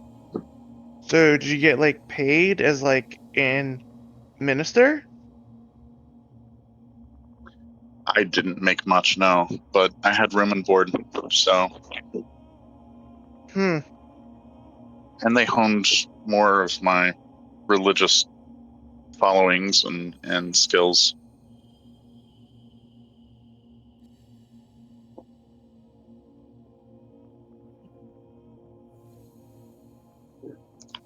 But I've always been connected more to nature than the gods.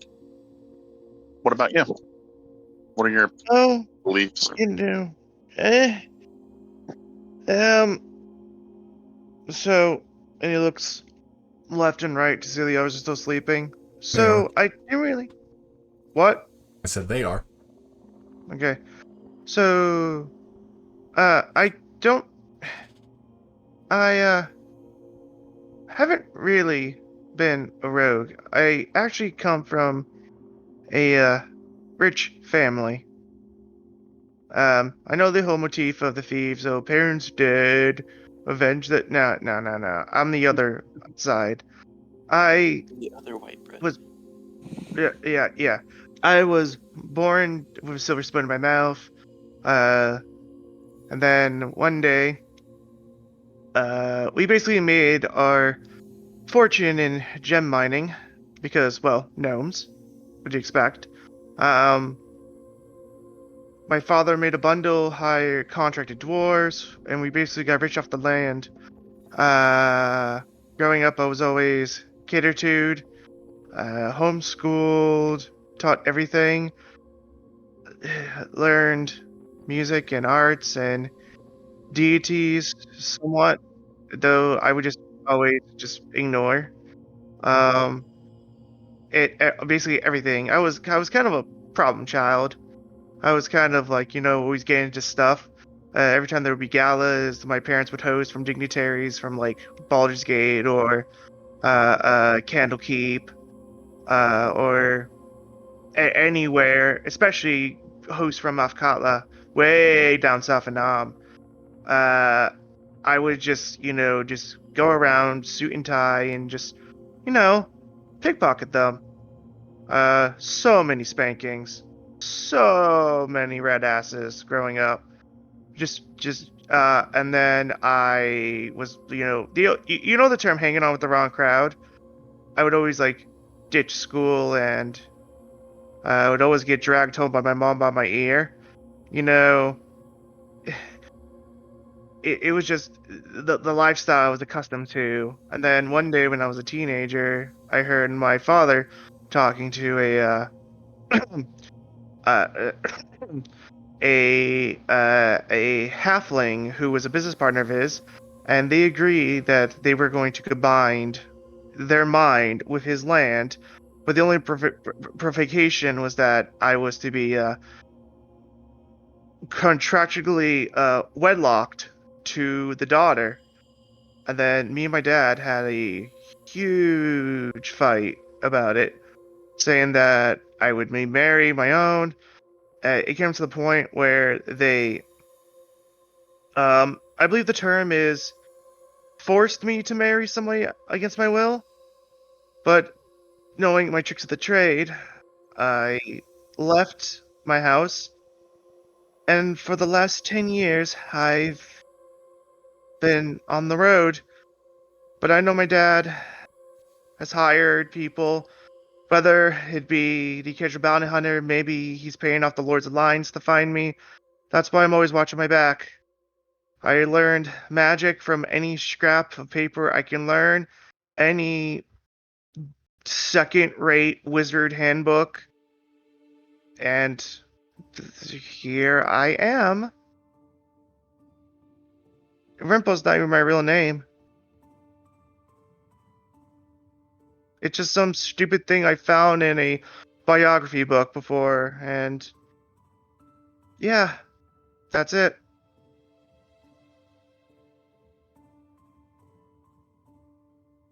Rimple, as Yeah. you're recalling some past that you haven't really thought too much about in quite some time, can you give me a history check, please?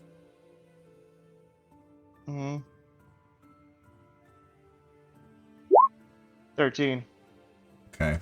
Do you recall the first name of the girl that you were supposed to wed? Her name was, oh boy. I don't recall her first name. I do recall her last name. You do recall the last name. The last name is Blackthorn. Blackthorn. Whoever did. I don't know the first but I know her last name was Blackthorn. I don't know. We met like one time at a party when we were kids, and my dad was like, "Oh, you're marrying this thing," and I was like, Daddy, I don't love her," and it was just a whole thing.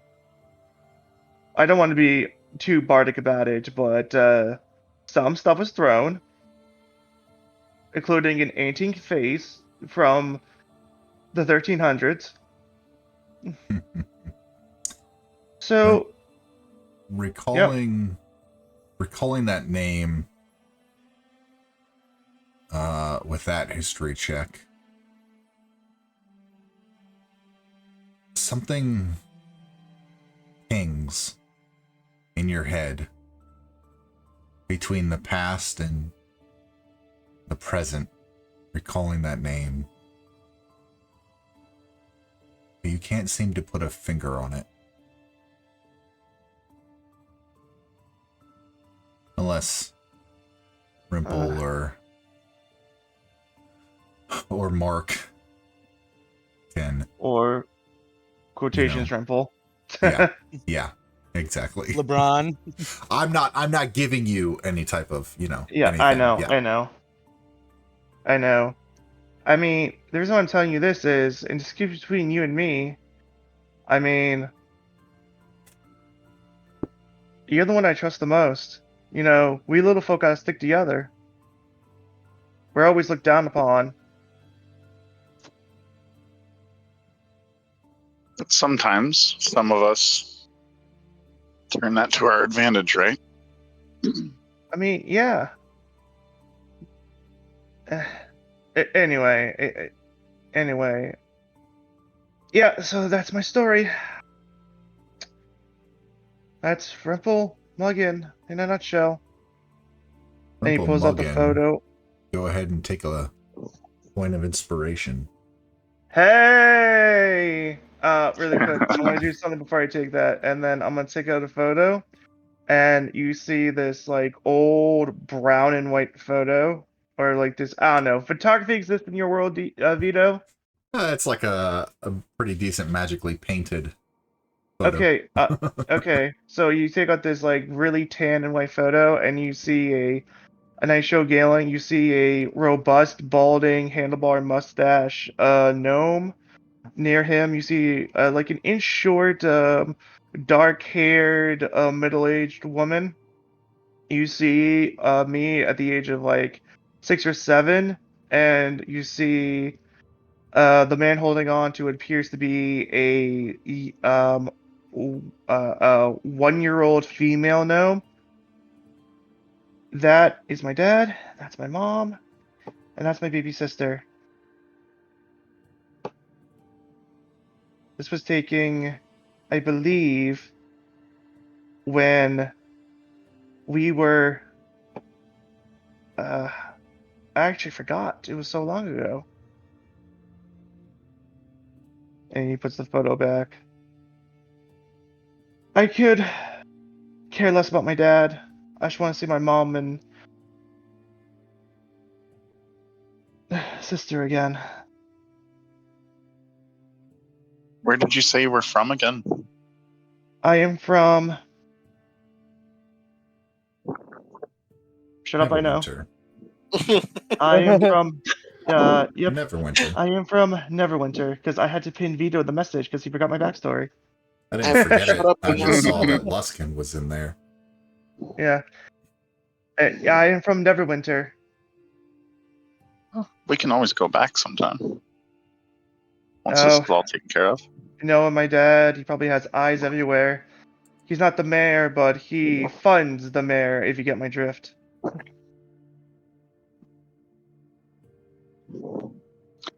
Maybe I could send word for them to meet you.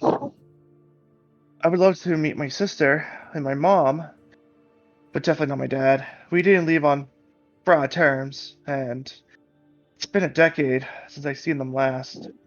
My sister's probably in her late teens.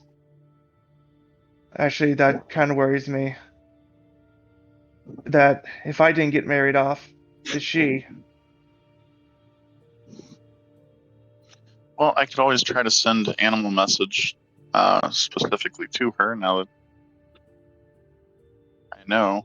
well, And her name have is her meet you somewhere. her name is Sonia. Out of character like Sonya Blade. Sony. Well, maybe once this is done, I can set up a meeting somewhere safe. I like that. I like that very much, Galen. We're all stronger. We all bring different yeah. parts to the table. Let's see if I remember. No, I'm sorry. I was not into religion growing up. Sorry. Oh.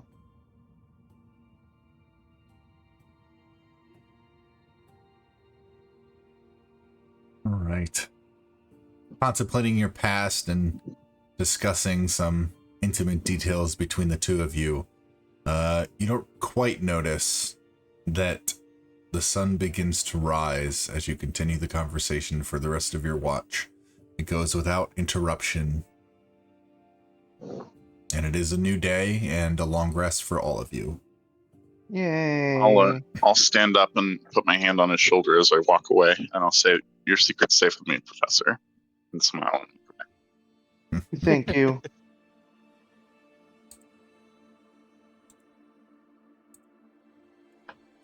Everybody begins to rouse for the day. 2 good berries for everyone. Yay. Galen's oops all good berries. Yep. All right. Getting the campsite all packed up and heading back into the trail. Y'all were walking. Remember who's taking point?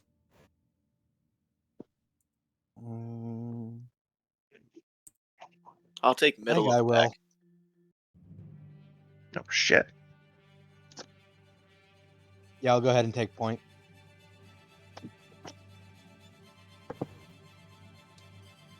Okay. So it's Viha, and then who else is middle of the pack? I'm probably in the middle. I'll come up in third, if you will. Yep. And then Galen and Faye. Faye, are you in the back? Yeah. Okay. It's actually good. Have our two main fighters front and back. As you guys, Viha, can you give me a survival check, please?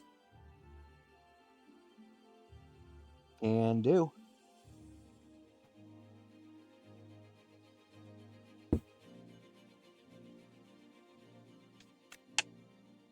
Okay. 14.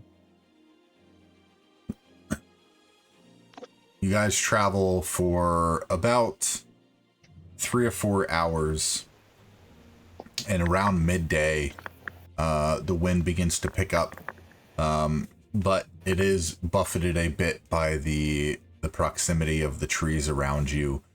And in the distance, you can kind of see the path kind of open up a little bit. And in front of you, let me move you all over to a new location. Woo!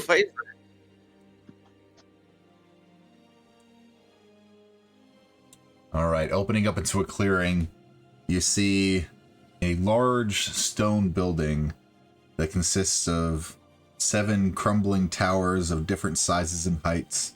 The upper stories are all varying in states of collapse. A short flight of steps leads up to a terrace in front of the main entryway. Past the wreckage of a pair of sundered doors lies a shadowed hall in front of you. Round towers loom over the entranceway with dark arrow slits looking down on the terrace. And on the facades of the 2 towers in front of you, about here and here,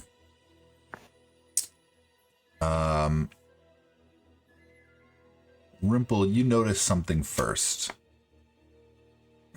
You notice a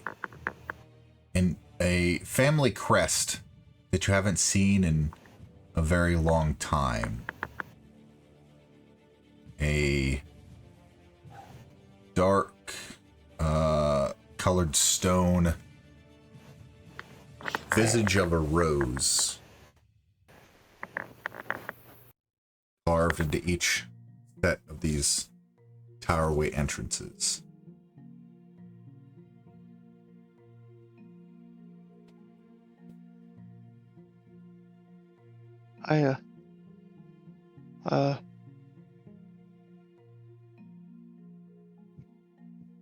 Rimple is just like, is this, Rimple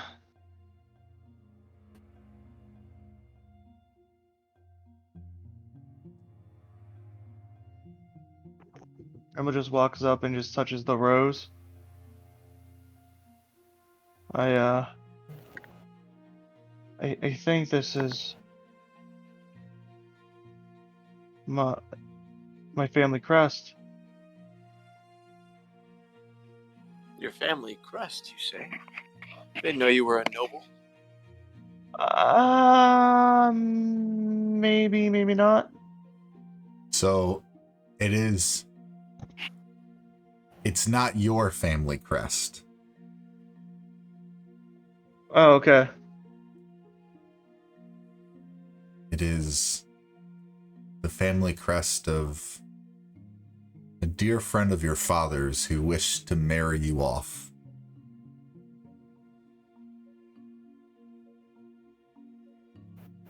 This is okay. Just a recon. This is a crest of a noble family I knew growing up. So you've stolen from Big. the poor, huh? No, I didn't steal from the poor. I didn't steal from the poor. I was just assuming because caravans that were coming in aren't always rich. Oh yeah, but this family I like stole a lot from. Ah, okay. Faye goes over to Rimple and asks, is it gonna be awkward and bad if we fight them, or are these enemies of yours, Rimple? I wouldn't consider them enemies. More like I kind of wronged the one person in most recent years.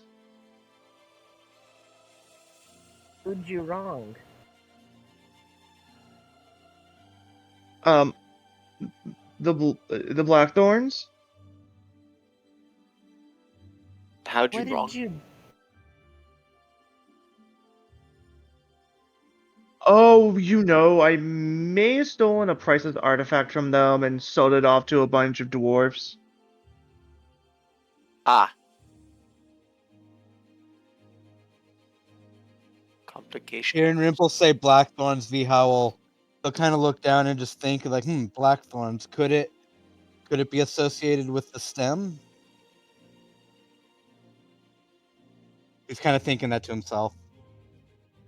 You're thinking it out loud or in your head? No, to himself in his head. He's just like, could that be the black stem? And he'll just kind of shake it off and be like, nah. And he'll walk up the stairs and like kind of approach the door, but stop about there and just kind of wait for the party. Faye joins in.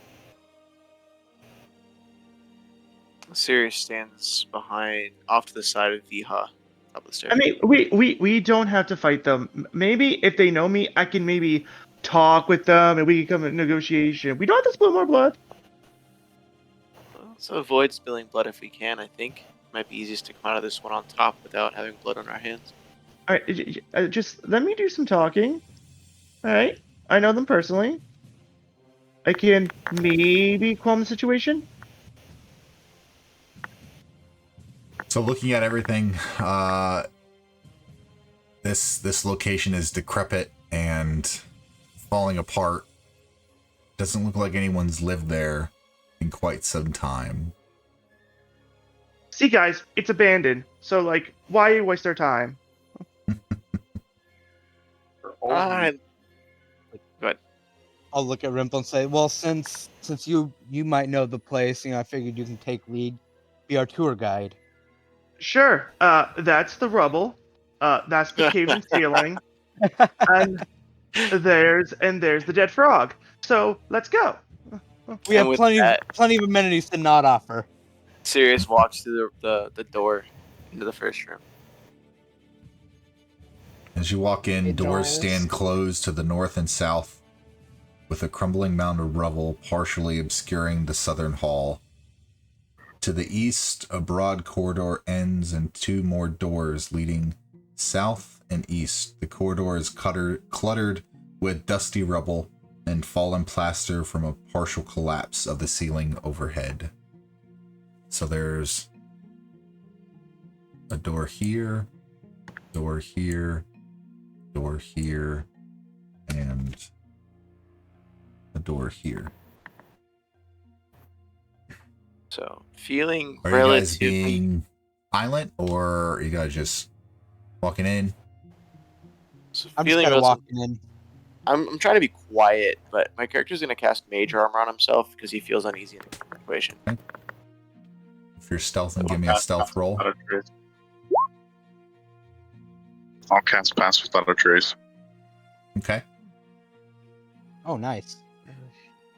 Everyone Hey. stay close. Sage 21 for touches me. Galen. Stealth check. Boom. I mean, there's Okay. all over Touching- locations, and I mean, Oburian is waiting for us.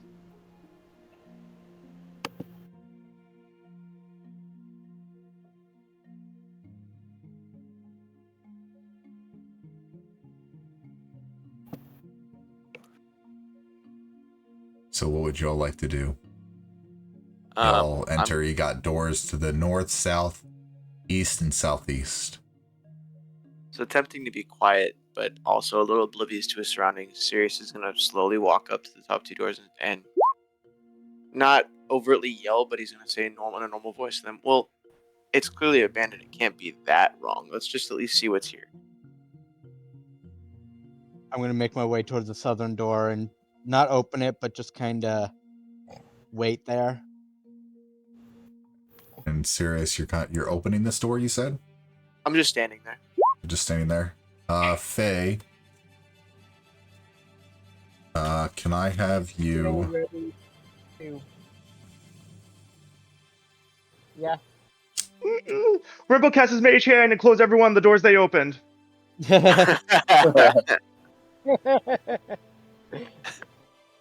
Guys, really quick. 30 feet of me, or you lose the bonus. Yeah. Faye, can I have you make a dexterity saving throw, please?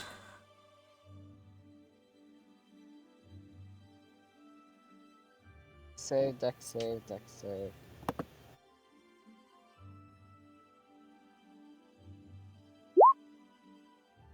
Okay, As you begin to walk towards this door, you get about here, and the floor begins to crumble and give way, and you're able to just in time move back as the floor crumbles underneath you.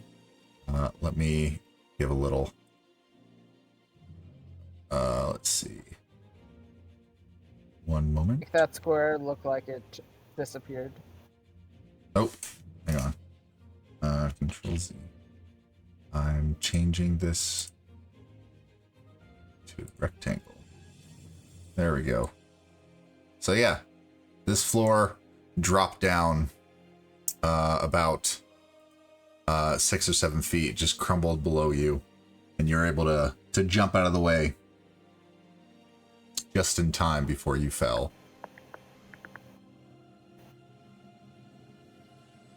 So everyone else, you said people were opening doors? I have not. Okay. Yeah, I'm gonna crack mine open and kind of peer inside. Slowly open it. Okay. Opening the door, you see inside, just kind of lounging and hearing the creak of the door, you see an individual wearing like traveling clothes and having a scimitar just sitting at his side, notices the door beginning to open, stands up and walks over, takes the door and opens it more and looks at you and says, what? They need help? This is my break.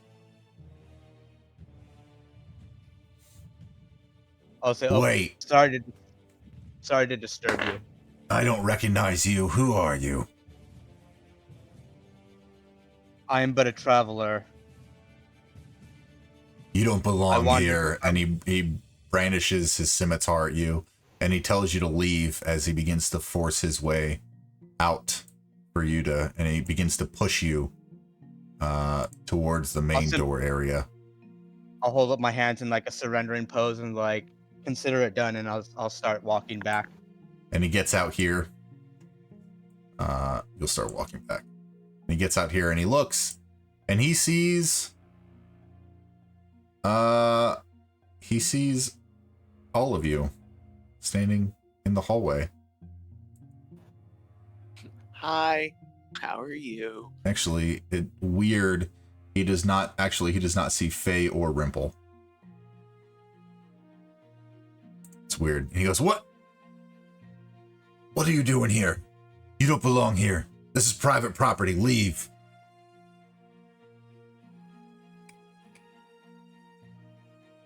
And he brandishes his scimitar at the... To keep up appearances, as you know, I'm just gonna like walk outside, but I'm gonna stand right here so I can keep an eye on the inside. Galen, make it appear Sirius, that I'm and leaving. Viha is who he's gesturing at. I'm going to step around the corner with Viha to make it look like I'm leaving with him. Galen, you going? Yes. Ripple's going to slide the corner. So, and he watches you and he says, Get on, go. I'd like to hold an action. Okay. I'm going to hold False Life, so if he does attack us, then I can cast it. Okay, easy enough. And he keeps gesturing to the three of you to get moving, to leave. Yeah, I'll walk out and I'll kind of, once I'm a decent space away from the castle, I'll use the trees and I'll just kind of sneak around to the side and kind of mount myself right here. Galen, are you going somewhere? Yeah, I probably would tag along with B and staying close to him so that he still has pass without a trace. Yeah, I'll stay with them just so that I, since I'm socially awkward and confused as to how this all works anyway. You see... Rimple, did you go outside too? Yes, I did. And Faye went outside? Okay.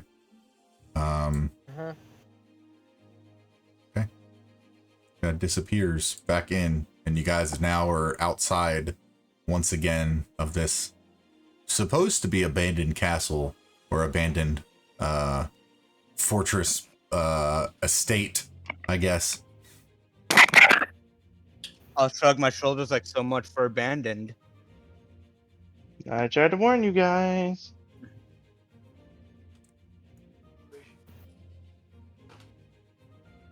I'll notice the stairs next to us and be like, "You think this is another way in? Maybe we can sneak around and get in without interruption." Don't know why. There we go. Okay, yep. You see, as you look at the stairs, you see a door that is right here leading inside.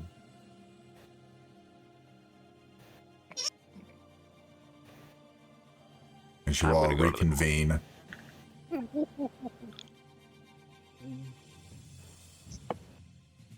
Would you all like to do? So what's the plan, guys? We don't know how many of them are in there, or even why they're here. I said the plan is just leave this place alone, and I raise my hand, and I raise my mage hand. Well, that's 2 votes for leaving. Oh, look, Serious. but what if Obi's here? Oh yeah.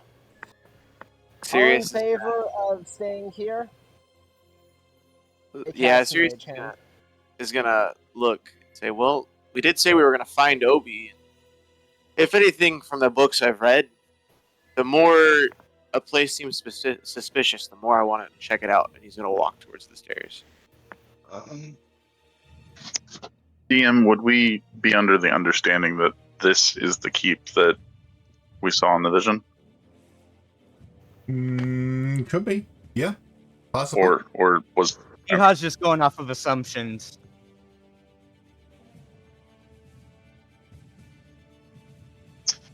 Yeah, you're pretty sure it might be.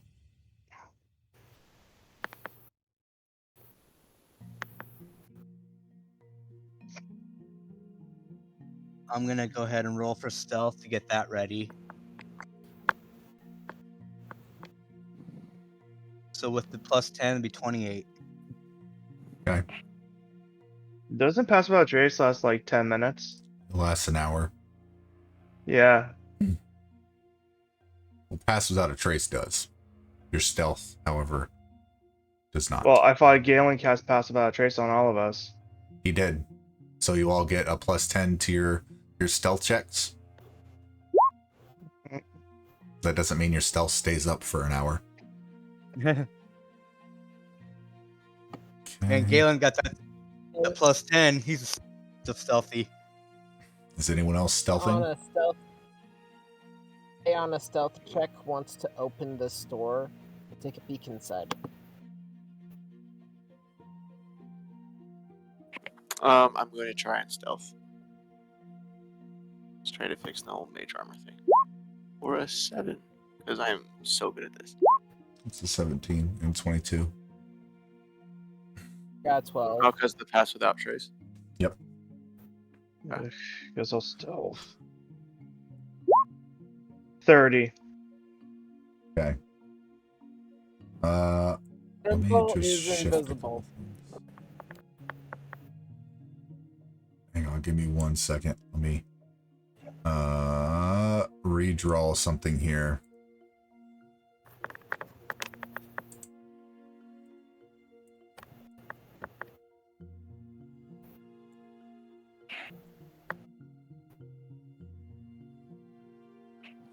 Okay.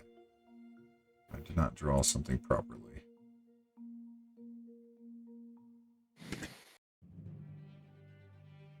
Okay. Oh my gosh. Yeah, that's fine. Like that as well. As you open the door, you can see more crumbling castle pieces and piece of debris just kind of littered across the ground. As you head further in, it seems to be rather dark. In front of you is a torn tapestry that kind of serves as a doorway, and to your west there's a door and the path continues further up north to another tapestry door.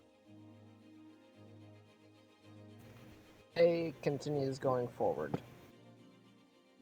Okay.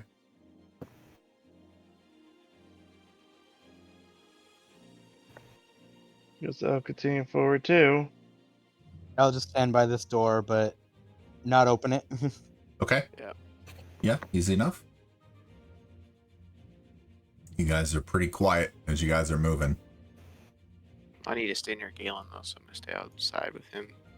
How do you? I'm moving up. Sorry, I'm trying to figure out how big a creature is.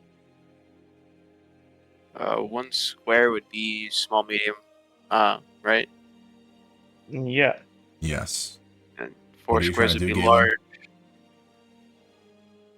large. Nothing quite as yet. I was looking at some of my wild shapes. Sorry. Okay. Where are you all headed?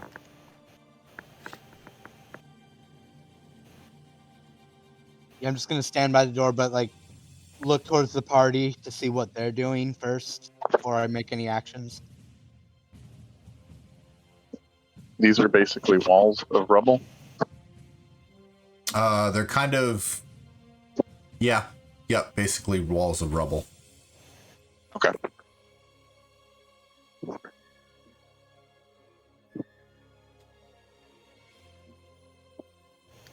Faye I'm just continues going forward. You notice a door right there to the east, northeast, or northwest, I'm sorry.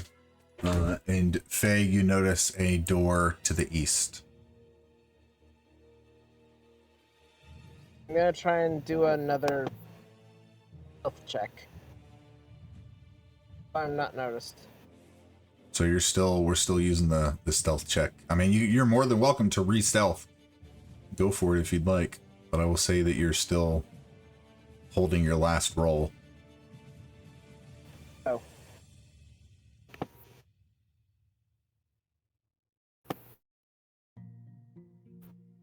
Coming over here, can I hear anything on the other side of this door, conversation-wise or anything?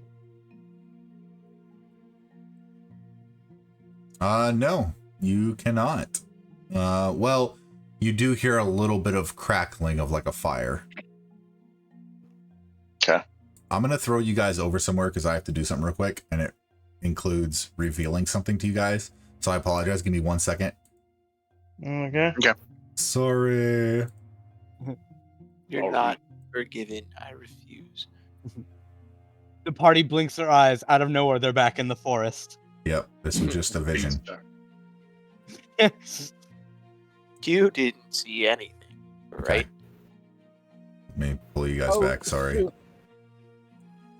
would be awesome to play as an Aerococra that's a penguin, and their whole deal is they parody Skipper. Yep.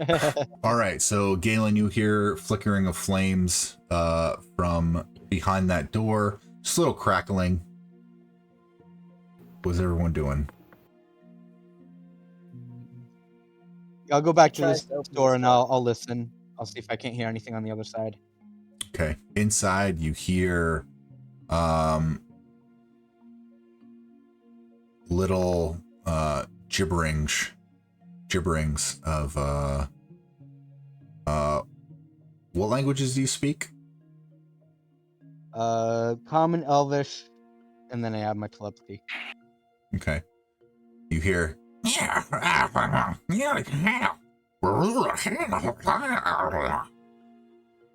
then you hear Even though I don't in- speak it, would I be able to at least somewhat discern what it is?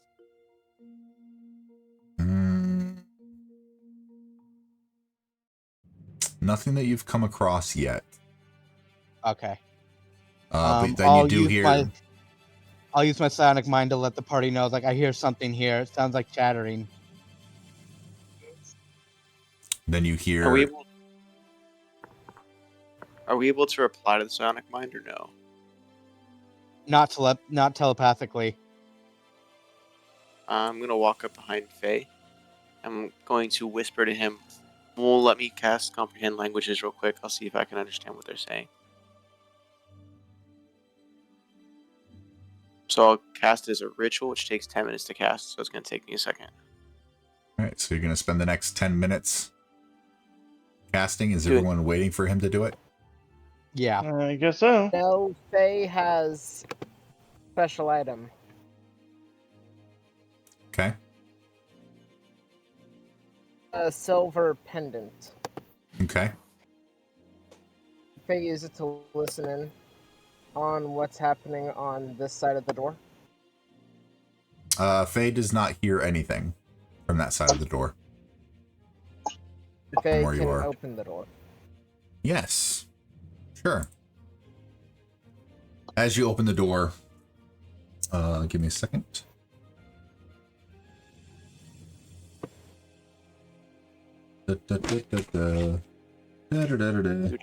This high, narrow hall looks as if it might have been part of a chapel or shrine at one time. Angelic figures are sculpted along the room's upper reaches, looking down on the floor below. To the north, heavy curtains block a matching pair of archways. Between the archways is a cracked but ornately carved stone brazier.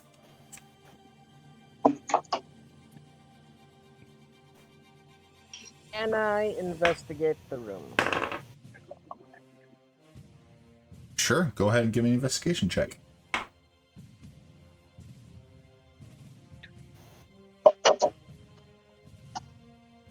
What are you doing with the room? Are you kind of like moving things aside? Are you... So I'm looking for anything that might have been used in rituals. I'm looking to see if there might have been a ritual amulet left behind. Okay, so you're going to dig through some rubble and look around and trying to find it. Go ahead. Yes. Okay. Did you leave the door behind you open, or did you kind of let it close behind you as you began looking for things? Let it close behind me. Okay. You do find a handful of bits and bobs that are like stone figurines or a rusted dagger throughout this room. And as you get to about there, looking around, you kind of finish up investigating. And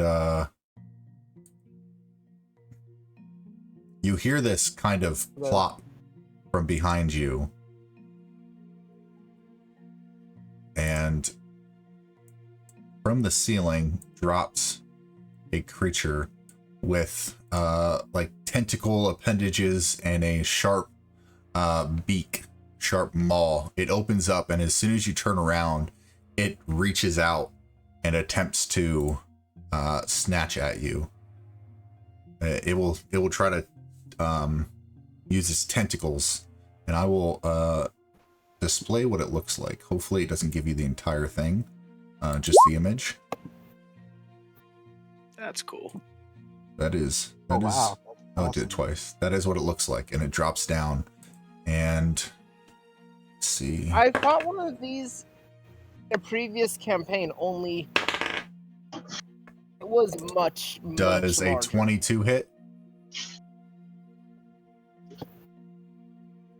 A 22 does hit. Okay. So you take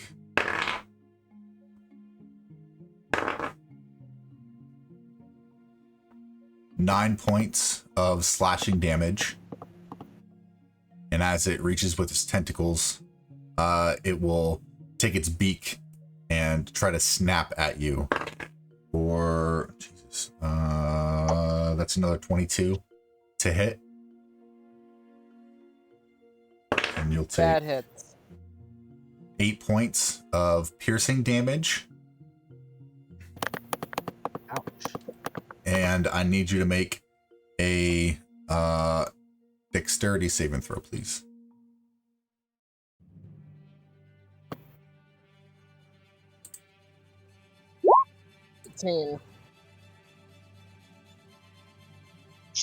Okay, it seems as it was attempting to hit you with its tentacles, kind of latch onto you, you were able to break free slightly, and you were not grappled by it, but let me throw some different music on.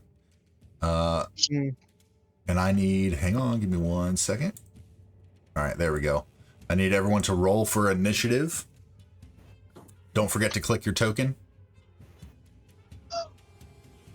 Move. 17. Nat 20. Don't forget to click your tokens, please. 15. All right, Faye, I'll have to add you in. There we go. Try this again. I've clicked my token. Okay. No, it's not 5 yet. Nice. Damn. I don't know why yours Okay, doesn't. I rolled it. It's in chat log, but it still didn't do it. Ah, that's fine. We'll figure that out. Damn, Trying to roll again. Between Faye and Viha, what's your dex modifiers? My dex modifier +1. Faye, what's your dex modifier?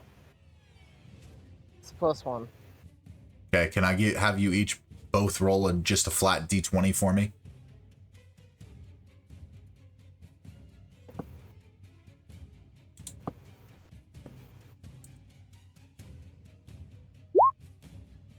$13.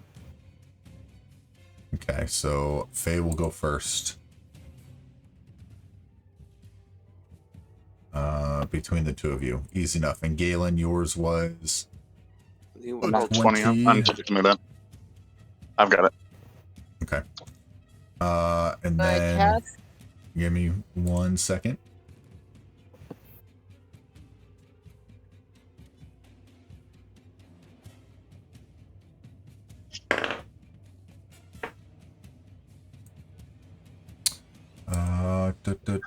Dex K.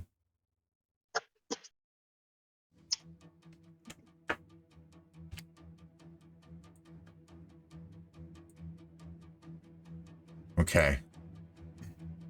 First up in the turn order, Sirius. You just see Faye walk into a room and the door closes behind them. That's it. Okay. As the door closed, Sirius would have been following up behind him anyway. So I'm going to use as an action to open the door, correct? Yep. All right, so I'm gonna use my action to open the door. And then we'll step into the right. And you see a large creature in melee range with Faye. Just and attacking him. 5, 10, 15, 20. I'll use 20. Did Come back here. Were you still... So you were casting Comprehend Languages, and you were spending 10 minutes to do that? I was going to, but it kind of got nullified because the door got opened with Faye before the group could decide if we were going to do it or not. Okay. That's enough. So, okay, I come through. That's 5, 10, 15, 20 points of movement. So I'll move back up to the door after seeing this, and I'll look back at Rimple and say, hey, we're in a fight. And I'm going to step back down, which I think gives that thing an opportunity attack, right? It does. Okay. So it is going to lash out to you with its tentacles around its maw for 17. It hits. Okay. So, 7 points of slashing damage. Wink. Okay. And that'll be the end of my turn because I don't have bonus actions I can use, unfortunately. Okay. Galen, you would have heard Sirius speak to Rimple and say that we're in a fight. And you saw Faye go into that room and Sirius go into that room. Okay. I'll 5, 10. That's not what I'm trying to do. 5, 10. Can I get here, or do I need to go through his space? Get where? Oh yeah. Yeah, no, you can get there. That's fine. 15. I'll push the door open. So that when Sirius opened the door, it's just kind of already open now. Okay. Seeing that, I will use bonus action to... Hello? There we go. Bonus action to cast Shillelagh. Okay. Yeah. I've got my shield and my mace drawn. Does a 15 hit? Let me check. It does. It just hits. Let me check. I have So it different suffers tabs. 8 damage.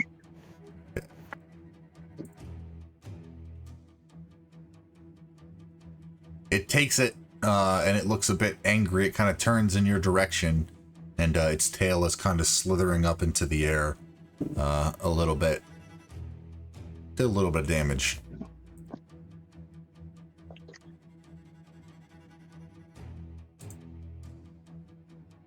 Not quite as much as you thought it would.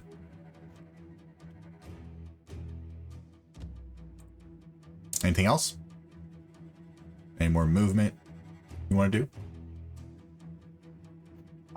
No. And then with Shillelagh, that damage is considered magical.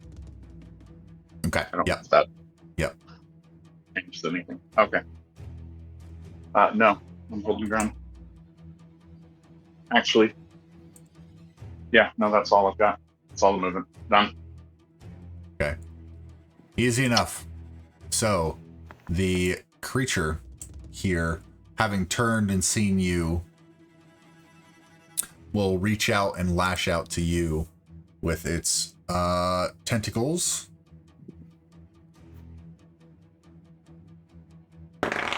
For a 10.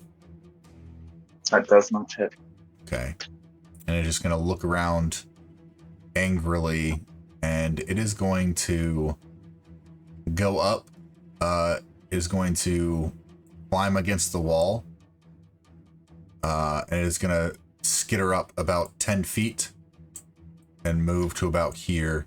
Or, yep, so it's still within melee of Faye. However, Galen, you do get an opportunity attack. Okay. Just gonna move here, sorry. 5 magical damage. Okay. Yep, seeing you hit it like that, it kind of scurries a little bit faster and slithers against the wall and just kind of hisses down at you all. That is the end of its turn. Faye, you are up. Viha, you're on deck. I want to cast Witch Bolt on it, and can I use my reaction to give it my Blood Curse of Exposure? Yeah, after, hang on. Look. If you, let me look. I think you should be able to. From an attack or spell. Yep. So if you hit it with your Witch Bolt, then you can definitely do that.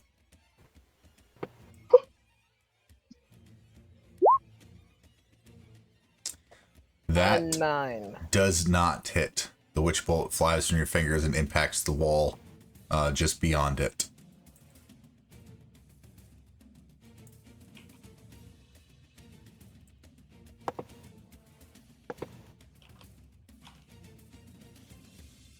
Then can I try and use my bonus action to at least get a melee hit on it? My 2-weapon fighting? You do not utilize a weapon during your attack action. So unfortunately you cannot, because that is the only time that 2-weapon fighting triggers if you have a different weapon in your offhand when you make a melee attack. So that would not be able to trigger. I want to use Second Wind to recover. Okay, yeah, sure. Go for it. Gain 8 hit points back. Would you like to move? And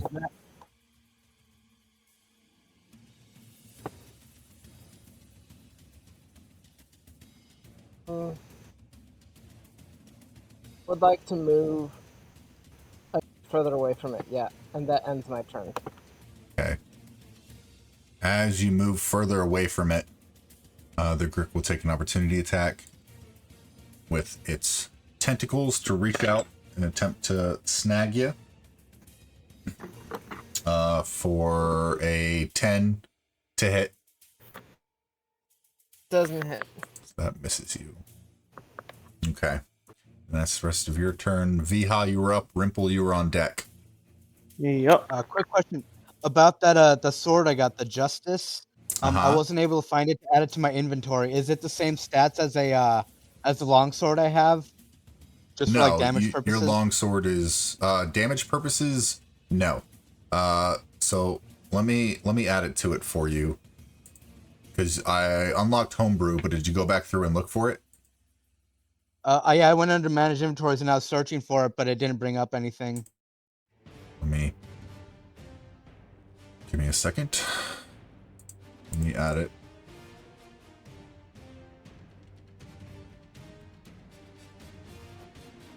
Right there. Okay. So you can remove the other longsword from your inventory. Oh wait, it wouldn't let you add it. As in you saw it? Oh, there it is. No, I didn't see it. Wasn't even on the list for me. Okay, just refresh. And it's in there.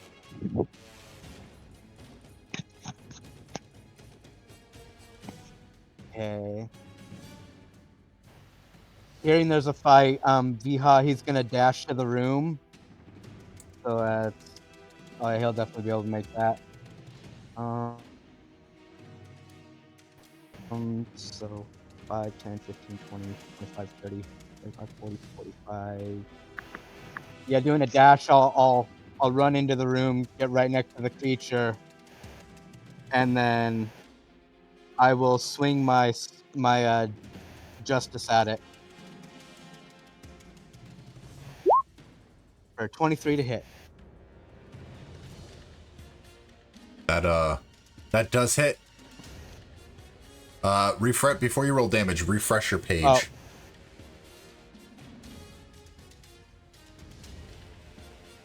For the Justice. Refresh your character sheet. Yeah, I did. Your 2 hit and your damage should have changed for Justice. Yeah, I did. That is the hit modifier and the damage modifier. It did refresh and it was added to my inventory. Properly. No. I mean it increased because you have a +5. It should not be a +5. Okay, now it's a +8. Yep. So and once then damage increased as well.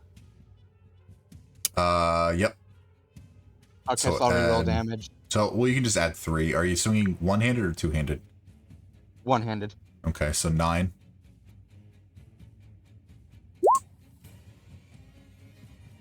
Okay. All right. And let's see. Bonus action. Let us see. No, that's gonna be it. Okay, Rimple, you were up. Okay. I'm gonna go inside. And I'm going to... Seeing this creature, it looks very bloodied, by the way. Cool.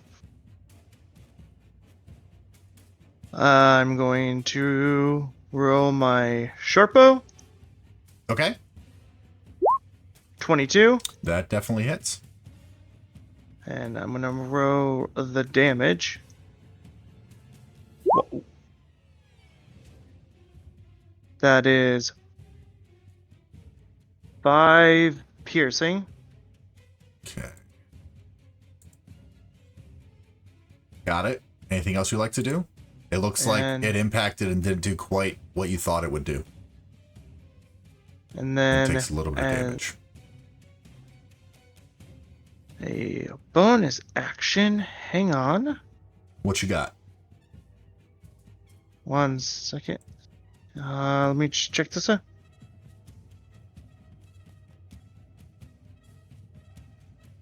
I'm gonna use my Bonus action to hide behind the rubble. Okay. Nice. Easy And enough. that ends my turn. Okay, at the top of the round, as it is about to be Sirius's turn. Sirius, you see, oh man, I have to keep moving this. That stinks. Hang on. Layer. Welcome to my world. Here. Okay, well, I guess you all see that now.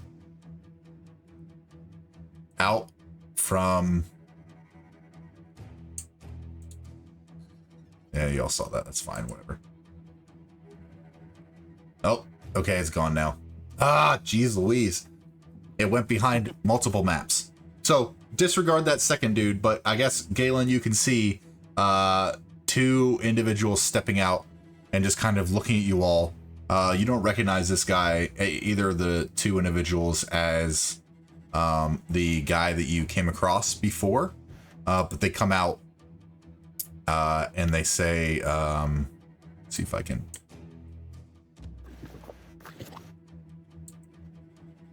Why can't I move him? Do you have the wrong tool selected? Nope.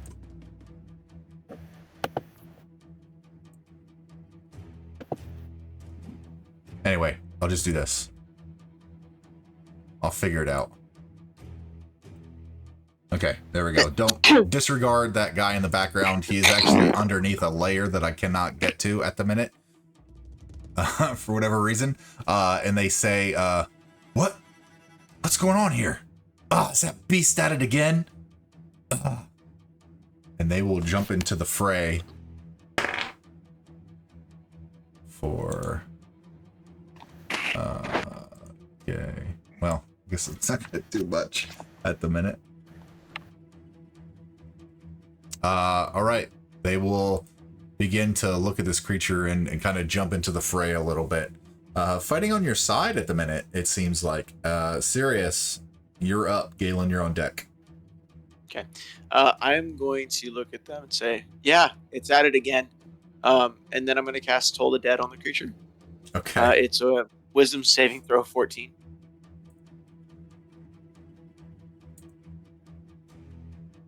Come on. Okay. 13 just misses.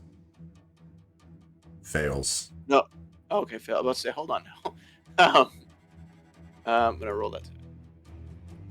Oh, why it's rolling. Okay, and then it's going to do 11 points of damage. Okay, as you release Toll the Dead, you hear a loud screech from its beak as it begins to wither and die. And I'm gonna hold on to the combat order just in case, but y'all are technically out of combat for the minute. Actually, no, we'll just remove the combat and see how this goes. If we have to redo it, we'll redo it. Vihan has a bad feeling about that. It goes to the creature and tries to... I see you're going to take him out and get rid of him. Good idea.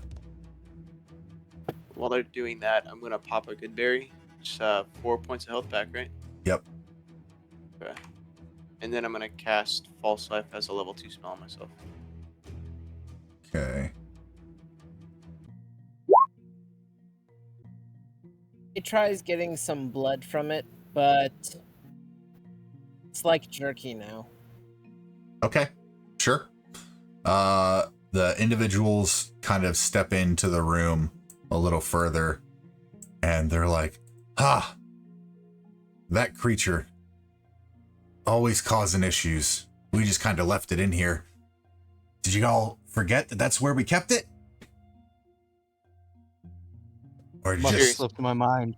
Sirius is just going to glance at the rest of the party and wait for them to say something. I'll say sorry, must have slipped my mind. Go ahead. On a deception roll, he wants to try and tell them that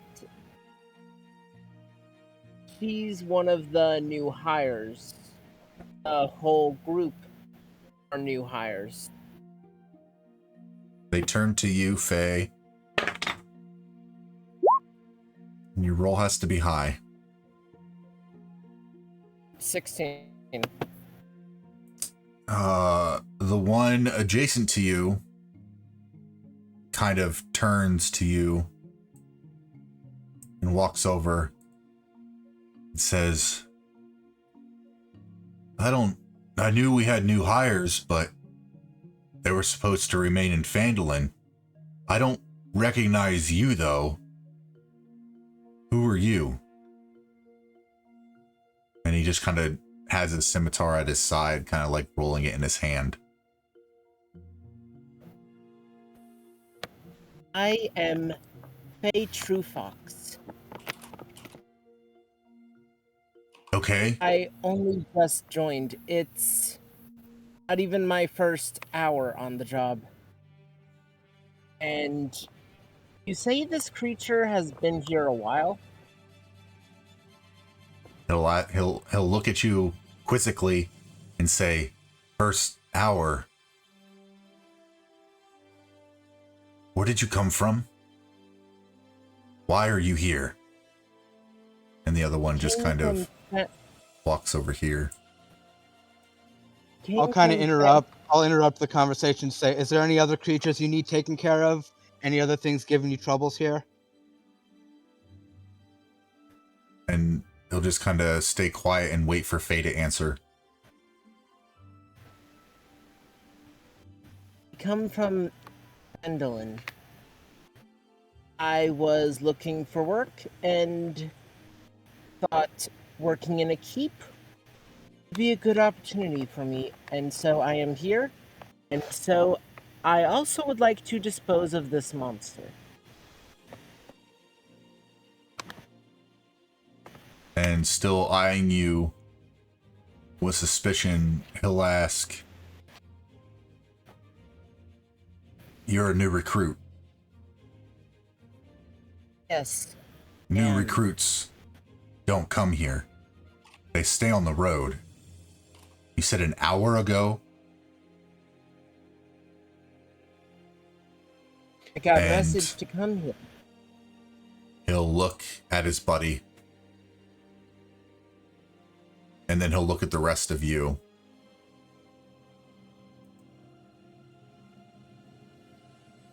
And he'll say, "Dispose of this thing," and point to Faye.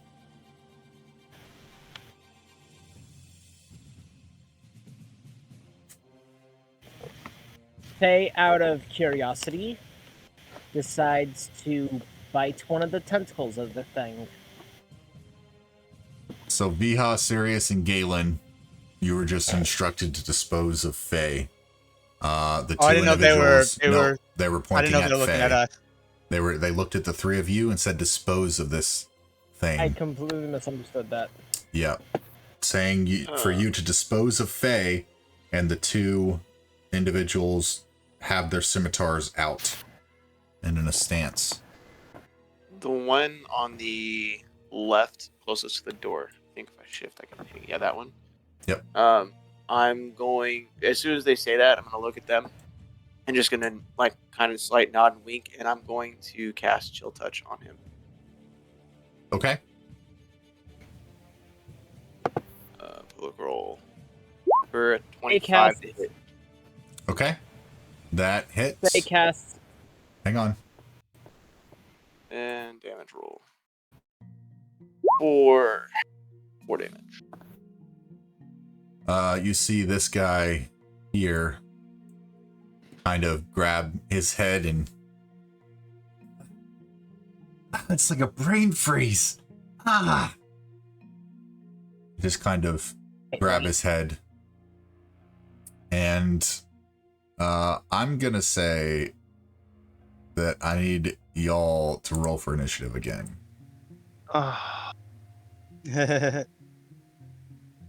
Against Faye or against the guards? The guards. Or There you anyone, go. depending on how you want to play it. It's up to you. Alright. 9. Warning, Faye has a new AoE spell. Alright, we'll get into that when it's into combat now.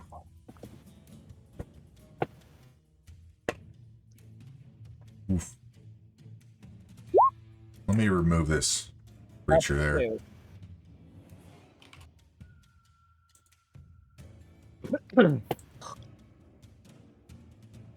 Second here.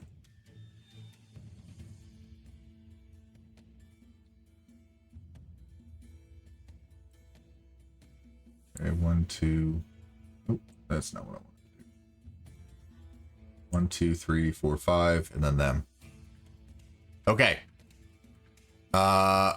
Let me put this in descending order. All right, so seeing his buddy kind of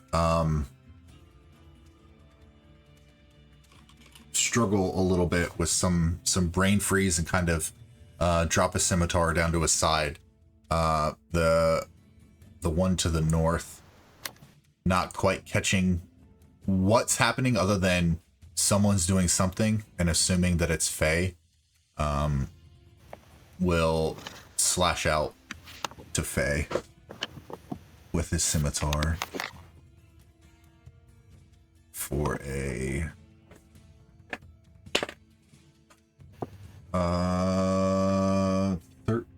17 to hit. 17 does hit. Okay, for 4 points of slashing damage. And then the other one will look up at all of you. This one to the south will look up at all of you and say, "It's got magic. Ugh, it hurt my head. Dispatch of it." And it'll walk over next to Galen, take a scimitar out, and aim for Faye once more. For an 11 to hit. Is Chill Touch the one with disadvantage to attacks? I believe so. Read it to make sure. Yeah, 11 to hit. It also has disadvantage on attack rolls against me until the end of the next turn. Only you. Only me. Yeah, Yep. so 11 to hit. Misses. Faye. And then, Sirius, you're up. I am going to move behind Galen, adjacent to Viha, and then noticing that they haven't realized that it was myself that cast the spell. Nope. I'm going to again cast Chill Touch on the same individual, which I believe is here now. Yep.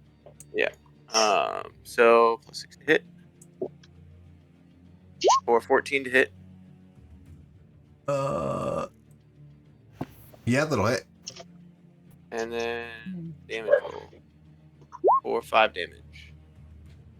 And then I'm going to say, yeah, of course, it must be casting something.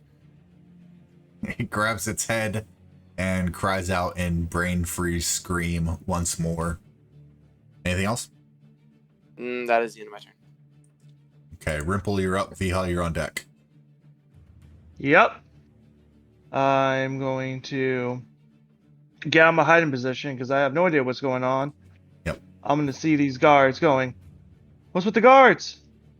They're attacking my party members." And I'm going to shoot an arrow at this one. Okay. Perfect.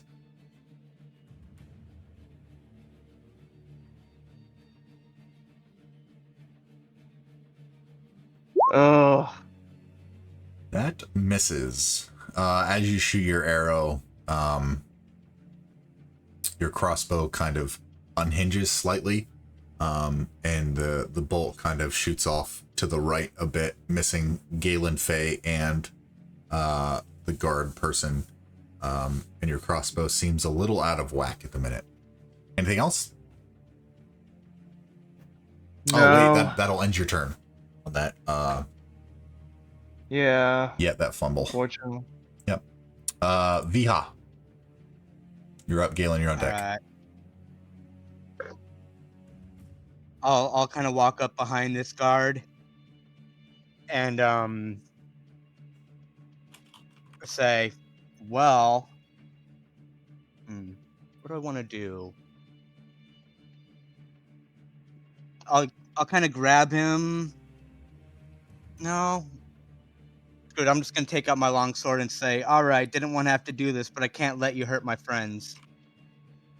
Okay. Come on. There we go. Are you using One-handed. the full benefit of justice, or are you allocating any of the points? I actually have to read that. Okay. No, that's fine. I'm We can just gonna use it like this. Yeah, I'm just gonna use it as just a basic slash right now. Okay. Yeah. It hits. His eyes go wide. Interlopers, and he'll take the hit across his body as he gets 7 slashing damage. Looks like it hurt a bit. I'll look at the other one as like, if you guys have a problem, it's with me. Leave the rest behind. Fight me, like to intimidate them. Roll me an intimidation check. Let's see how it plays out.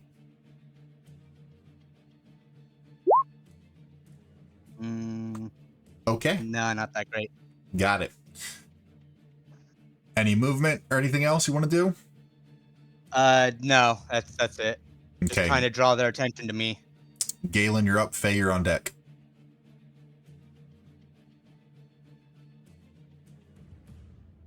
Is that any way to talk to a Shadow Blade?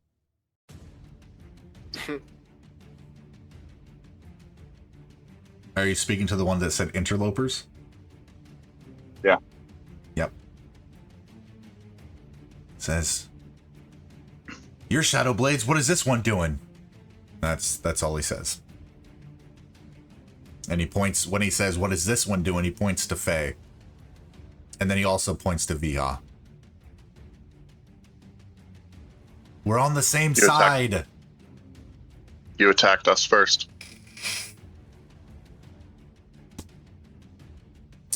Okay. She speaks the truth. We are recruits.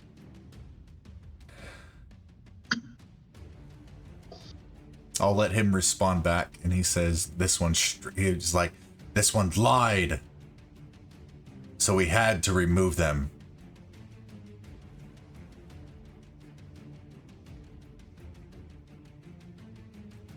What would you like to do?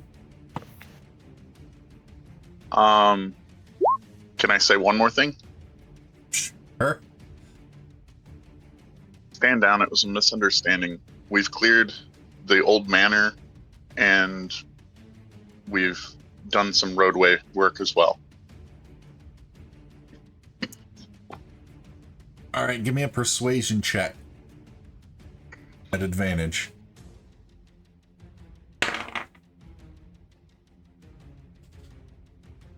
Ooh.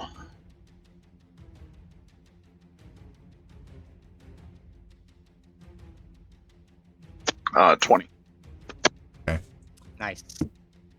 They will not respond. We will not find out what they do until their turn.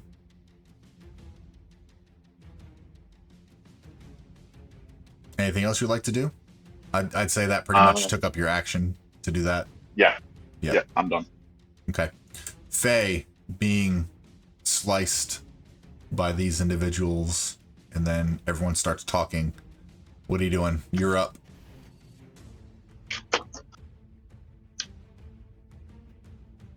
Can Faye retaliate? You can do whatever you would like to do. Chromatic orb. At which one?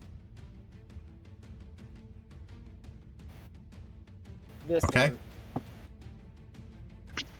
Easy enough.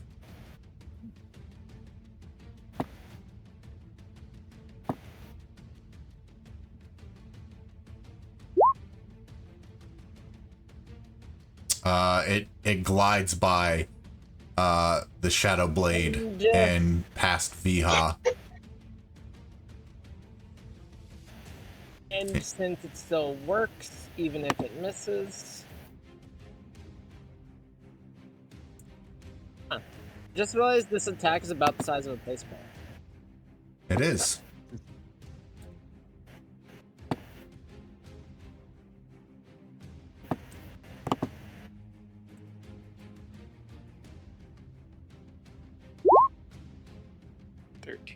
It does 13 damage to the wall. Okay, the wall seems to crumble a bit more. Anything else you'd like to do? Movement? Anything?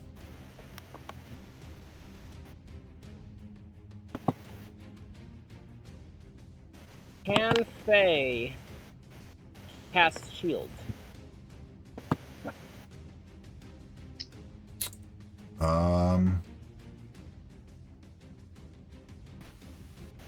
It is a reaction which you take when you are hit by an attack or targeted by a magic missile spell. So it has to be as soon as you are hit that you can cast shield.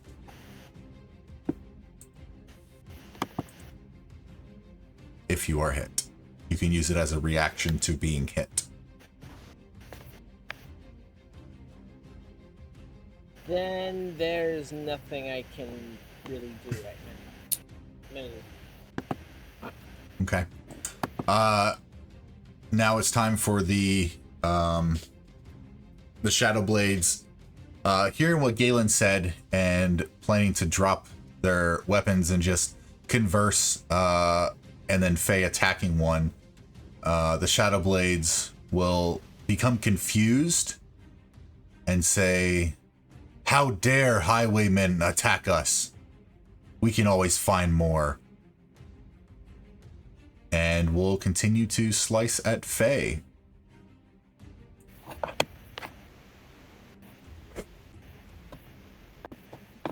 For a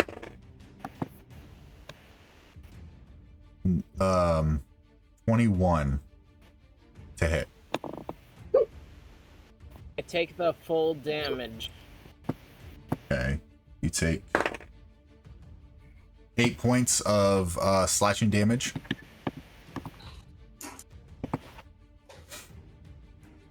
And then the other the other Shadow Blade is going to do the same thing. Kind of look at Galen, shrug, and swing his scimitar out at Faye for a 17 to hit. Hits. Okay. For 6 points of slashing damage.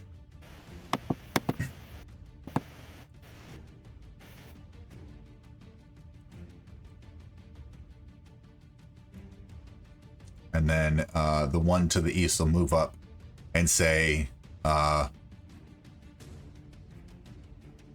know we're members of a shadowy organization, I guess, but Shadow Blades don't attack Shadow Blades. You attack us, we're not backing down now. Looking directly, they both are flanking Faye, and look at the rest of you and say, stay out of this, or you'll follow the same fate. Sirius, you are up. Rimple, you're on deck. Okay.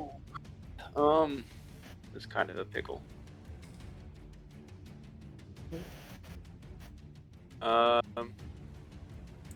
I'm going to step up next to Galen, and then I'm going to say, yes, Faye made a mistake, and we had agreed to drop weapons, but perhaps that was a miscast. Maybe she meant to hit the wall and miscast and hit him instead. Stay your blades, let's talk this out. Make a persuasion check at disadvantage.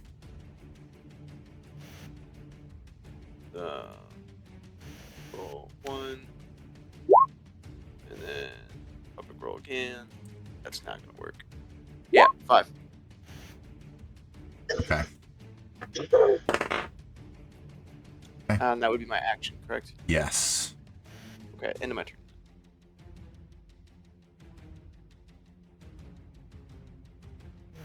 Okay. Rimple, you were up. Sorry, Vihan, you're on deck.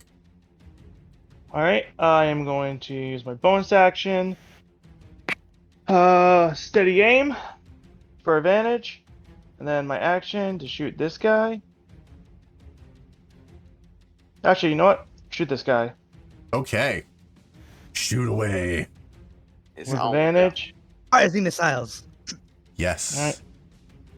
So, ugh, no. That does not hit. 23. That does hit. Uh-huh. You get sneak attack? Do I have advantage? It's up to the You DM. do. Yeah, because you have advantage. Yep. total. Just sneak Hey. attack. 17. Yeah, I'll Yes. take that 17. Focus So it's on gonna Faye, not seeing what's happening. Faye and Galen are splattered by blood as this arrow just or is it a bolt? It's whatever. Yeah. Bow and arrow, like kind of the Yeah. same thing. Yeah. The arrow shoots through between them, impacts this guy in the throat. He drops his scimitar, grabs his throat, and just leans against the wall and slides down it. Deady McDead dead. Cool. There's one. That's a 1.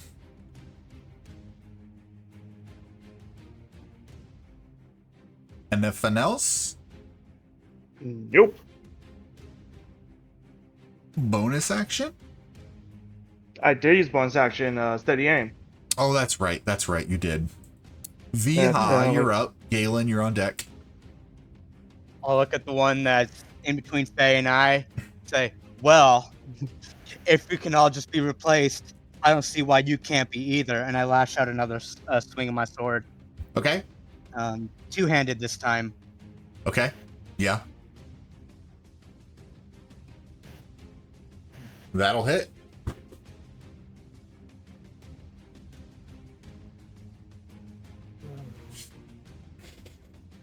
Okay, this one definitely that with that strike, this one looks extremely bloodied. He kind of theatrically goes down to almost like a knee and picks himself back up, and he's looking really like his arms kind of like not one of his arms isn't quite working anymore. He's got blood kind of pooling underneath his chest, and he's looking really rough. I'll towards the end of my turn, I'll point my sword right at him and say, Ravina won't miss you one bit. And And he'll on my turn now. kind of smile, spit on the ground, and say, Ravina's only in charge in Phandelver. She has no sway here. You have no power. That puddle of piss. Galen, you're up. Faye, you're on deck. Looking at the party, I'm now going to scold them and say, stay your blades.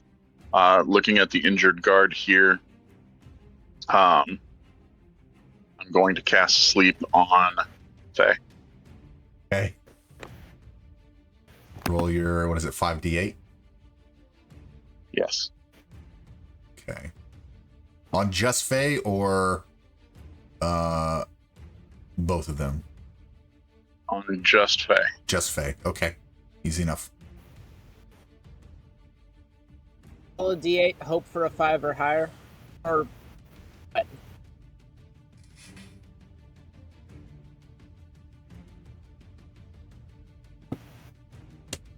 What do I roll? Jesus. 5d8 and you rolled a 9? That's How the fuck is that possible? Who did Well- you piss off? Oh my That's god. Well, since it's football season, I'm gonna take the John Matt scoreboard. Well, you see, Vito, he rolled like 3-4 ones, and that's really bad. Oh my god. Brett Favre. That's not 23. Faye, what are you rolling? I'm sorry. You said 5d8. Yes, Galen rolls 5d8.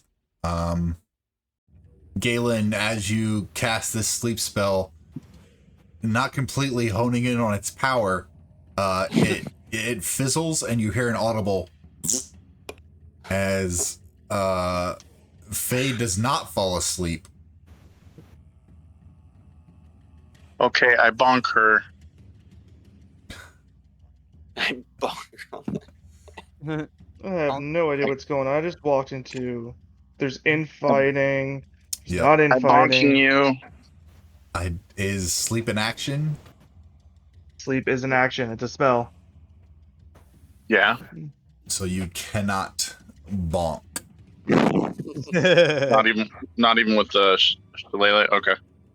Nope. No bonking. Faye, But next week, I got you. I'm sorry, Galen, did you want to move anywhere?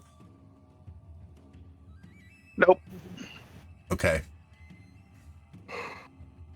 Easy enough. Faye, you're up. Faye, with rage in her eyes, just stares at the guy,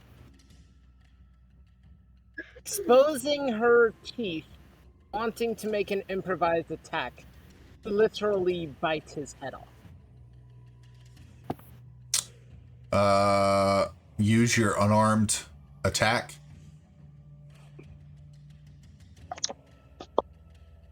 To hit. Roll to hit for your unarmed. 11. That is just gonna miss.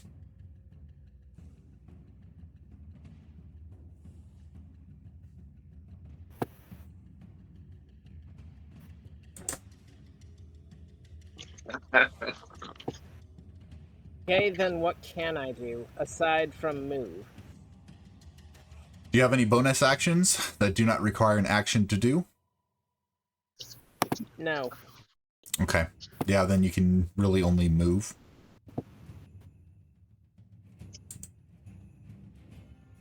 I'm getting This guy away just off the from map. him. Okay.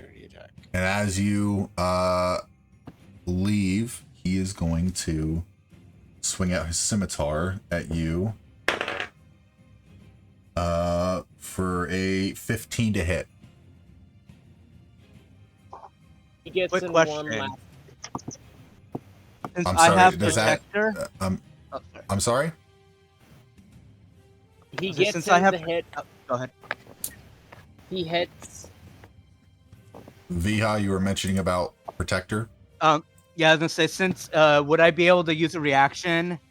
Since Faye was right next to me and ran away, would I be able to use my protector reaction Is it within against 5 his feet? opportunity attack? Faye was right next to me. Yeah, Faye was right there. So Faye was 10 feet and then moved here Oh. and then moved Oh, out Faye of was- the range, so that was fine. So Protector will work. I'm just looking to All right, see yeah. where the hell it is. Oh, there we go. While wielding a shield, a creature you see attacks another target other than you within 5 feet, you can use your action to impose disadvantage. Okay, so he will roll disadvantage. Easy enough. Definitely can be utilized. So the first one was seeing a him swing at 15. Faye, I'll rush to try and guard his blade from hitting Okay. Faye. This roll was a natural 20. Oh, So we'll go with that 15. I tried, Faye. I'm sorry. But I you tried. just stole a natural 20 from me, so I'm not very happy. Okay, I would rather piss off a Shadow Blade than the DM. Yep. Faye, you take 8 points of slashing damage as you run away from this Shadow Blade. I'm literally almost dead. Would 9 sleep you now? Yes, that would work now. Just play along, Faye. He has 5 health. Fucking 9. Yes. All right, so Faye, is that as far as you're running? Okay. Can I just run out of the room straight up? Yeah, if you'd like to. There's a gnome in your way. Okay.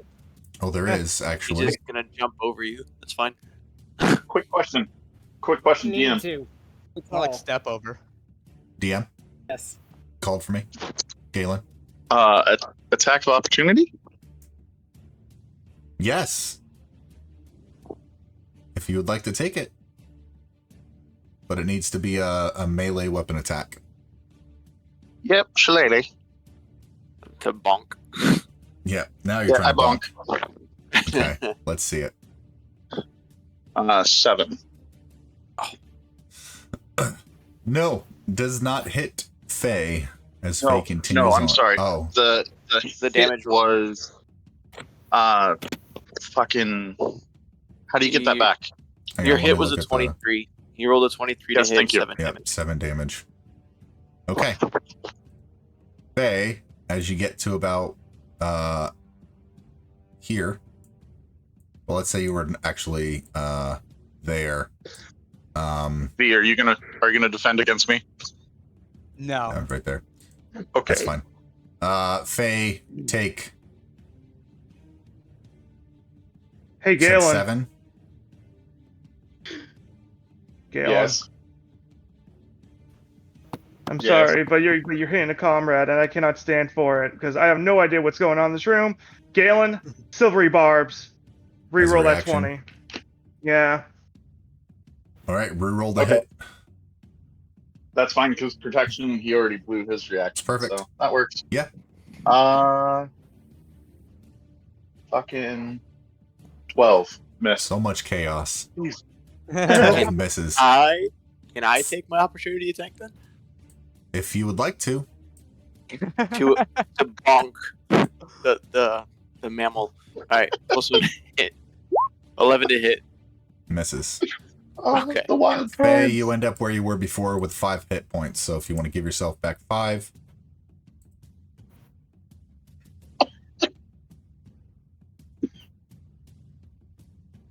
I'm just like Timon. I'm just like Timon and the Lion King. Let's go. Yeah, essentially. Yep. So much The chaos. monkey's his What uncle? we're yelling about. All right. Loud noises. Faye, you moved all the way over there.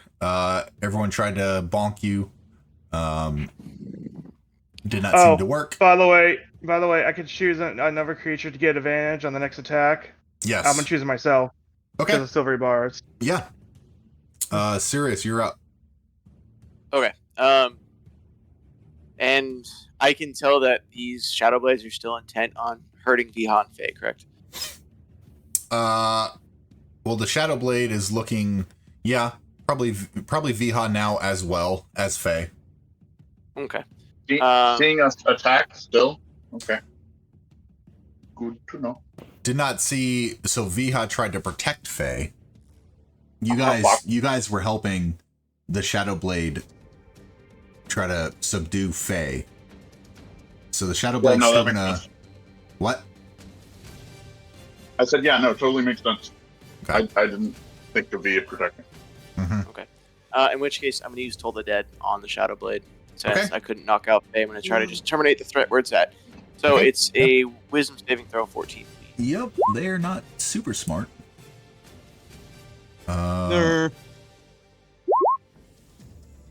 16. He saves. Okay. So he takes no damage.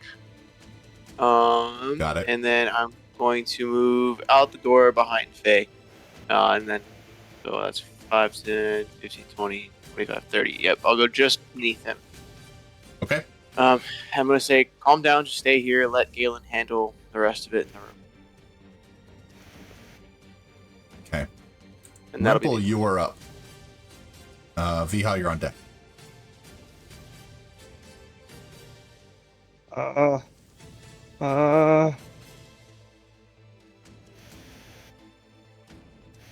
I'm so confused. I like it. I'm a bit confused myself, honestly.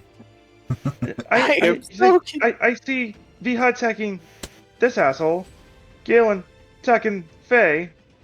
That asshole. There's a dead giant worm in the middle of the room, and it's only a Wednesday.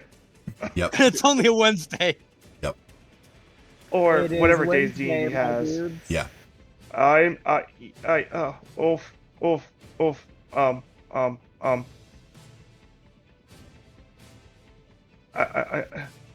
What do you got, Rimple Muggin?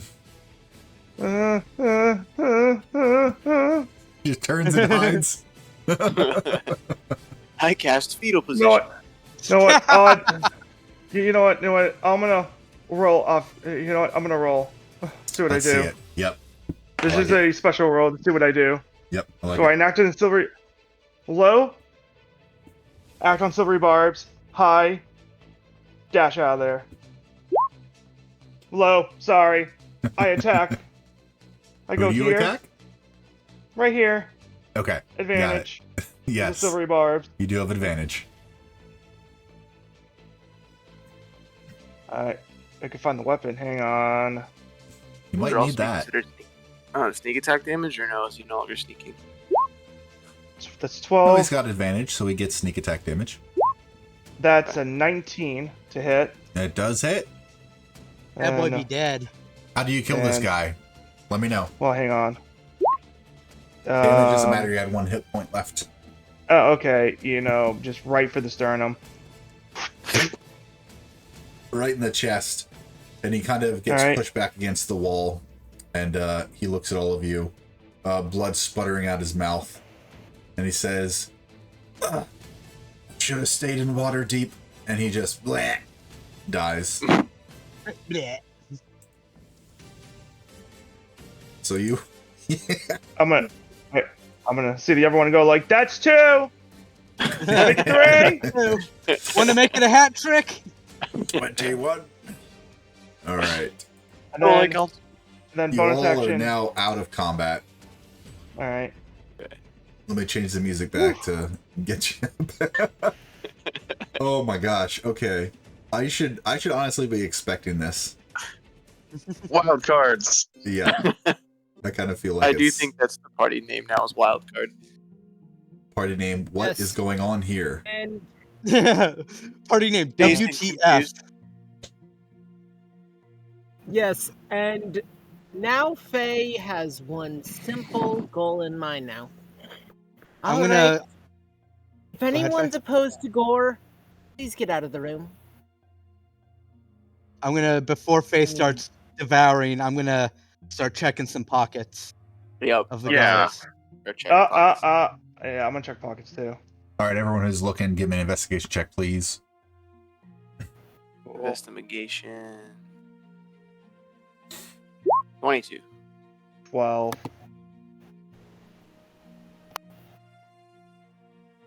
It's rolling. Yep, that's what I'm waiting on. Rolling, rolling, rolling. 16. Rolling, rolling, rolling. Keep them dice a rolling. Right. 17. Mhm. Okay. Not bad. Good rolls, boys. Between y'all investigating, besides Viha, y'all find 2 scimitars. Okay. Each of them carries a little shadow blade pendant, I'll take one of the like the pendants. ones you've like that one you got from Tracy.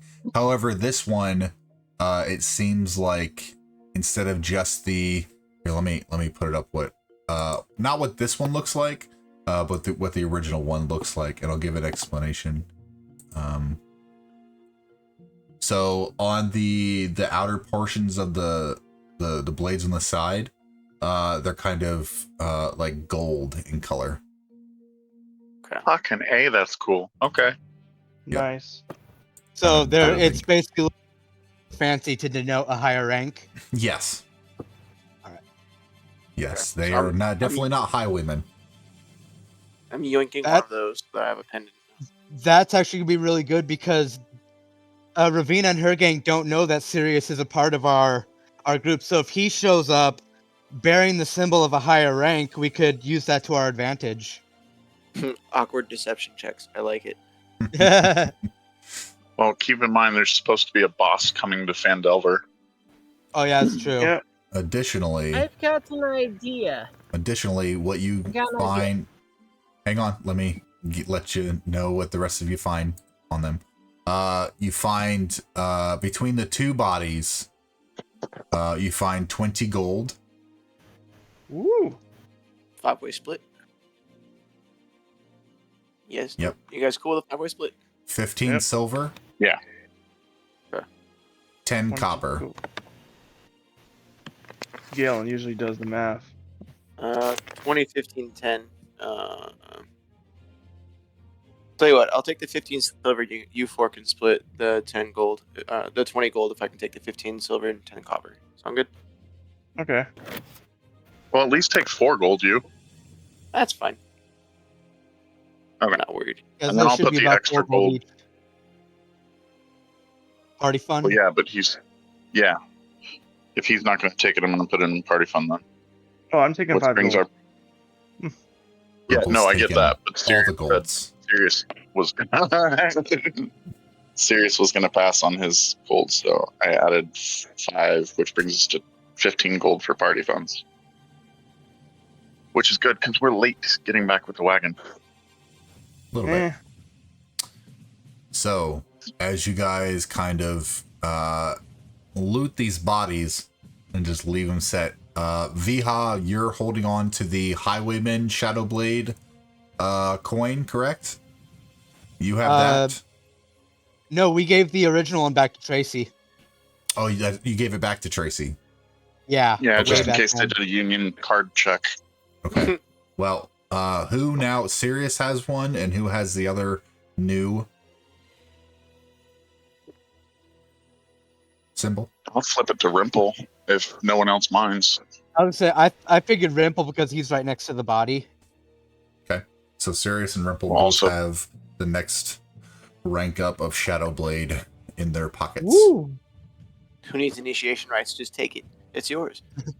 I mean, a lot of Yeah. bands of bandits are kind of like that.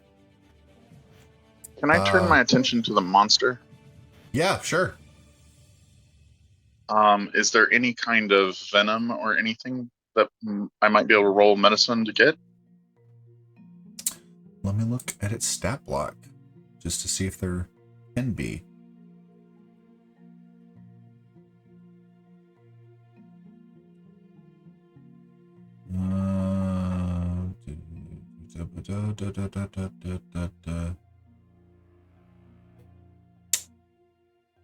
I'm not going to make you make a nature check or medicine or anything like that. It does not have any type of poison.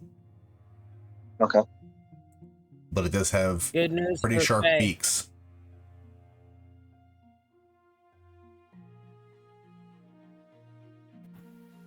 Okay. Faye's going to try and cut the beak and barbs off of the tentacled worm monster. Okay. Give me a dexterity check. On how precise you can be to do that.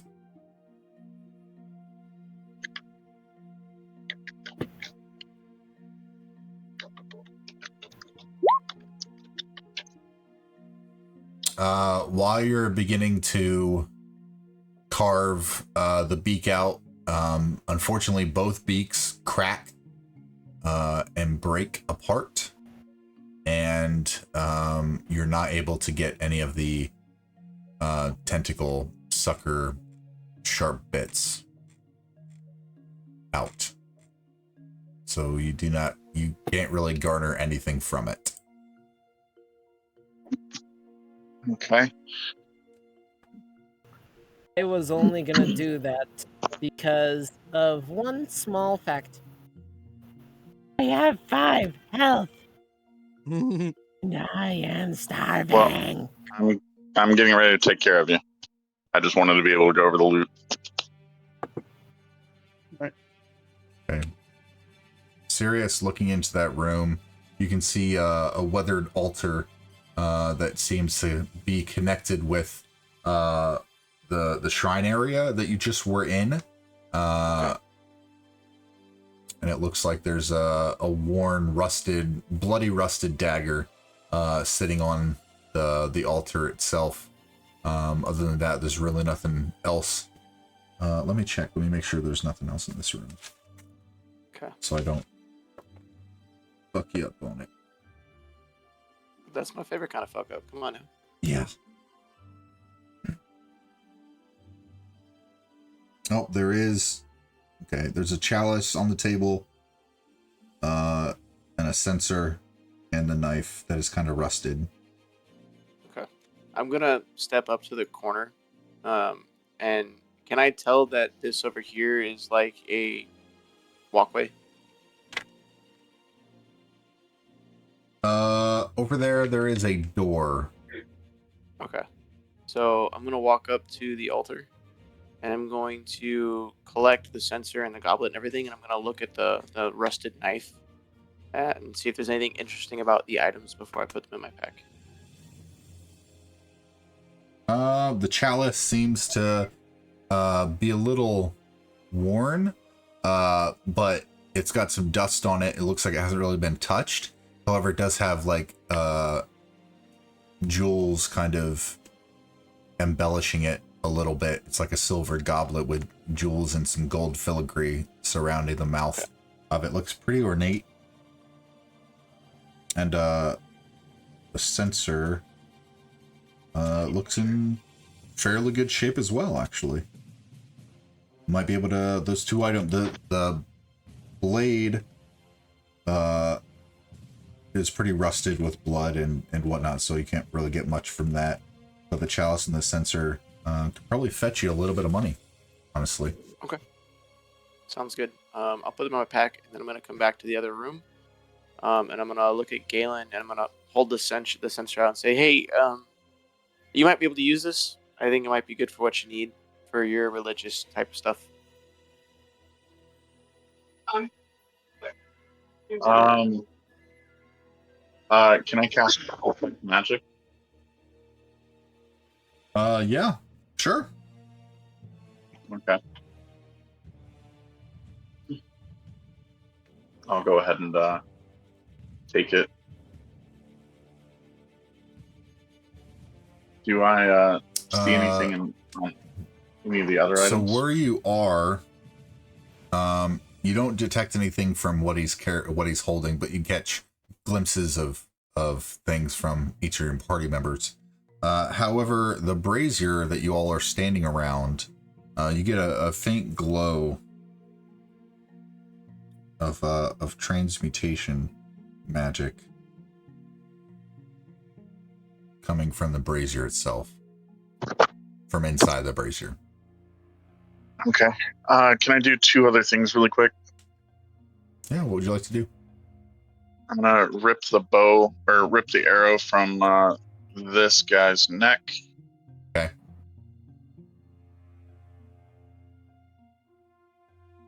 I'm gonna turn to Faye and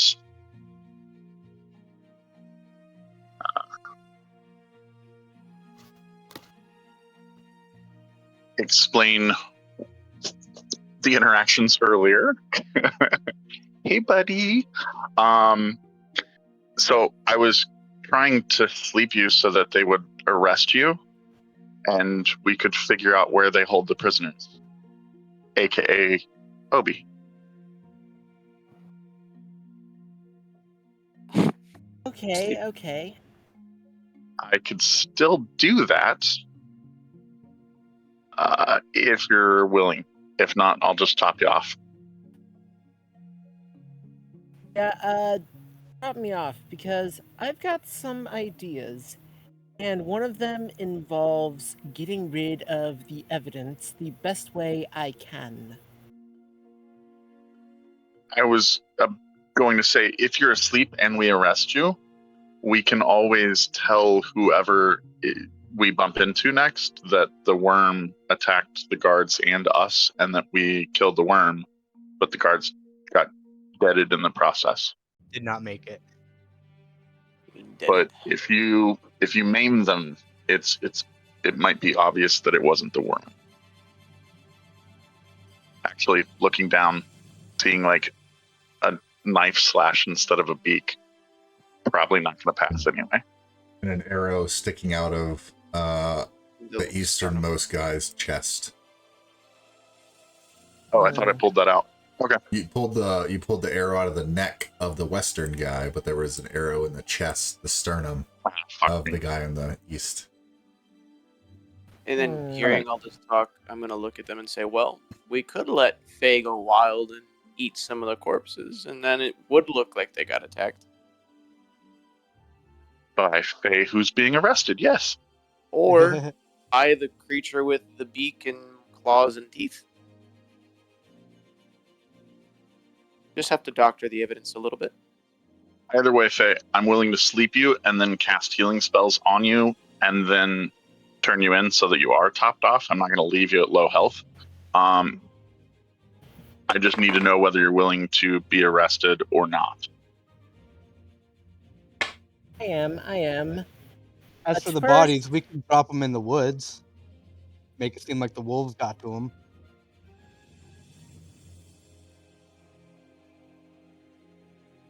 What do I look like again?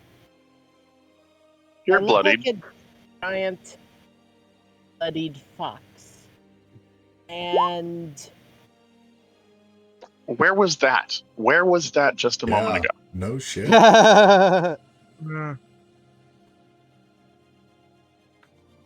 right, Yeah. so Yeah, what's if going on? anything, Faye can nibble on him, munch him up a bit, get a little bit of food in its stomach, and we can toss the bodies off into the woods because it will look like an animal attack. Yeah, but it's going to look strange if they're not where they were left before. I'm actually not going to cast the Cure Wounds. Is there? How many of us are fuckered up? Yeah, I'm perfectly fine. Yeah, I'm perfectly fine too. I look over at Sirius. I'm fine. I'm a little damaged, but I'll be just fine. Okay. I'll go heal into this. Okay. Faye, can you heal for 18 health? Thank you. All right, so what's going on? Faye's unconscious. He's healing and eating the worm. You said yes, you're unconscious. I cast it immediately. I was just waiting for consent. Okay. As soon as Faye goes unconscious, a shadow blade begins to step inside where you guys are. Not really, like he's got like a mug of ale in one hand, and he's like got a piece of meat, and he's chewing on the other hand. He just stops dead, and he looks at you all, and he looks at his buddies who are dead on the floor. What the fuck? And he like shakes and he like drops his mug and drops his meat, and he's like starts struggling with his scimitar on his side, looking down on it, and he goes, I'll hold up my hand. Like, don't worry, we got the intruder. We're about to bring him to the cells. Yep. The worm is dead. You have nothing to fear. Help me with this guy, though. And he asks, who are you? Shadow Blades, of course. If you're Shadow Blade, show your mark. And he's still like struggling with his scimitar. Damn fucking leather. Come on. Come on. Rimple goes into his pouch and shows it. I pull out the one that I have as well. And he releases the hilt of his blade, breathes a huge sigh of relief. What? And he looks at Galen, he looks at the creature, and he says, don't you know not to come in here? Wait, Bob? Jack? Oh. And he like holds back a puke a little bit, and he asks what happened.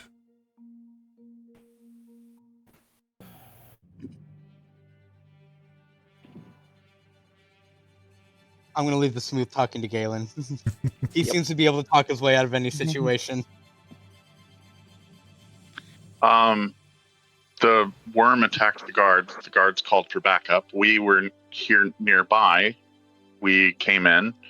We fought the worm off, and one of the guards asked us to arrest Faye. this little fox thing. She calls herself Faye, I guess. And then you walked in here after everything was already done, after we already cleaned all the mess. Well, we were on break. We were just playing cards with the gobos. Oh, cards. Eating Yeah, and Vihan- drinking and cards. Hop perks up too, and he's like, I wouldn't mind playing a hand or two. I'm about to go on break myself. Do you want to help me with these? Bob and Jack? I'll give him You a can thumbs go. up. You can go back to break in a minute. Both of you have to focus. We need to take this one to the holding cells. And he gestures towards Rimple and Sirius to go. I'm like, all right, you take it to the northeast. And Okay. he points to Faye. And he says, now help me with Bob and Jack. And he gestures towards Galen and Viha. I'll smack the worm again with my mace before grabbing the legs of one of the guys. Me being big and burly, I'll just like kind of grab one up by the back of his shirt and like kind of toss him up across my shoulder, Okay. like he's a giant rolled up rug. Okay, easy enough. And then the Shadow Blade will walk up to this door, open it, and begin to take a step and look down his head. Did no one tell you about the trap? And he closes the door again. We heard screaming and came as quick as we could. We set it off. And he walks with you guys out the same door. If you guys wanted to follow. I will follow. Yeah, I figure I'm following with the body. And he will Where is Faye going? actually... I said northeast, but What did I do? I don't forget about what you saw with the gobos. What Don't gobbos? forget. Don't remember forget, the layout. forget exactly. about it. Got you. Forget about it. Forget about it. Forget it. Forget about Forget it. about it. So with the creature or the dead in tow, he leads you out the back staircase. He was going to go through the little banquet area, but then he realized, oh yeah, we can just go this way. And he leads Galen and Viha outside with the bodies over to here. Come on. And as you come over to where he is, you can see some fresh dirt. And he says, that Greg has gotten a few of us already. Oh, Bob and Jack. Jack's family's not going to be too happy. And he begins, there's already a shovel like embedded into the ground. And he starts shoveling. With him leading us down the hallway, I'd pull the last arrow out of the guy's chest, realizing it's going to give us away. Okay. And then as Sirius and Rimple, you guys are headed. Where are you headed? You said northeast To with the the guy prison. with Faye. Yeah. So are you guys going in here or over here? Well, he said northeast. I'm gonna go through the door here. Okay. Yeah, I guess So- so too. Yeah. So there was multiple ways to get there. I had to know where you guys were going. Right. So as you guys head into this little area, you see Does this. Obi know Sirius? I'm sorry, Does Obi know Sirius? Obi. Do you or Sirius? Do you know I Obi? know Sirius through extension from the Obi library. through Elwyn. Speak for himself, third party. This tower has almost completely collapsed, although the ground floor still has a little open space. Rotting crates and ancient barrels show that provisions were once stored here. A heavy curtain blocks a crumbling area where you just came from, and an intact door leads east. To the north, a short passage through the rubble ends before a screen of canvas, so it just kind of opens up. that way. And heading this way, hang on. Let me get that, remove it. There we go. Okay. Door to the east, so you're going in through the door to the east? Yes, sir. Okay. As you enter this area, you see a door further on to the east and a curtain. Let me shift that, and a curtain to the south. Okay. So I'm gonna peek my head around this curtain real quick. Okay. Inside, you can see a lit brazier that is surrounded by. Give me a second. Find some notes here. Stone brazier full of coals glows in the middle of this small barracks. 4 straw pallets are lined up against the east wall. The wall to the south has collapsed, but a barred wooden door in that direction is still clear. A curtain hangs in an archway to where you guys are. So there's a barred wooden door that looks completely different from any of the other doors that you had passed by. Okay. I'll take mental note of that And head it is back up barred. and go to the Like actual, like, All right. big, heavy wooden thing. Okay. And you guys are going through the door here? Yes, sir. Okay. Oh my gosh, why is this not... It hates you. Hashtag D20. Come on. Give me what I'm looking for. There we go. Okay. As you guys enter in through this door, taking Faye with you, you see... Hang on, I deleted it earlier because I didn't want you to see it.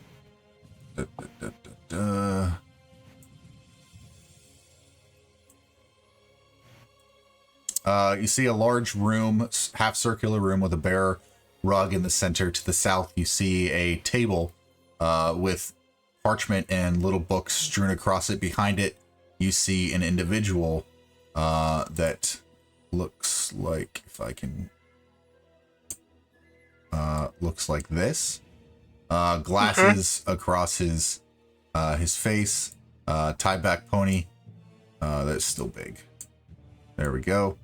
Sitting behind the desk as you walk into the north, you can see a familiar individual that looks like a dwarf that is kind of looking really ragged and has like ropes tied between his legs, in addition to 2 more shadow blades. Rimple, you recognize the dwarf to be Obi, and Rimple, you also recognize the individual to the south to look like the one you saw in the basement of the sleeping giant, poring over books.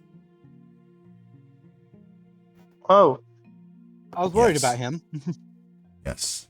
And as you step inside, the gentleman Well, behind... Go ahead. well, technically, I saw him. He never saw me. No, he doesn't recognize any of you. Oh. As you step in, the gentleman behind the desk kind of looks up and says, what, yeah.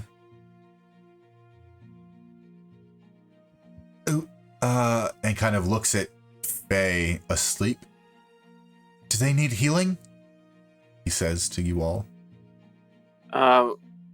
So I'm going to look at Rimple, and then I'm going to look up towards Obi, and then I'm going to look at this guy, and seriously say, no, they're okay now. There was an incident near the chapel. That creature came down and attacked us. We heard screaming and went to respond, and well, the 2 guards got hurt up pretty bad, and they died, and they asked us to secure this creature, and the guard that came in after said that she should come to the northeast. We're fairly new up this way. We've been here for a day or so, Rimple. So we're still trying to figure out the ropes here. And the guy behind the desk just kind of stops talking. One of the shadow blades from above says, is that another prisoner? Yeah, for the moment. We were told to bring her to the northeast. We assumed that's where the prison cells were.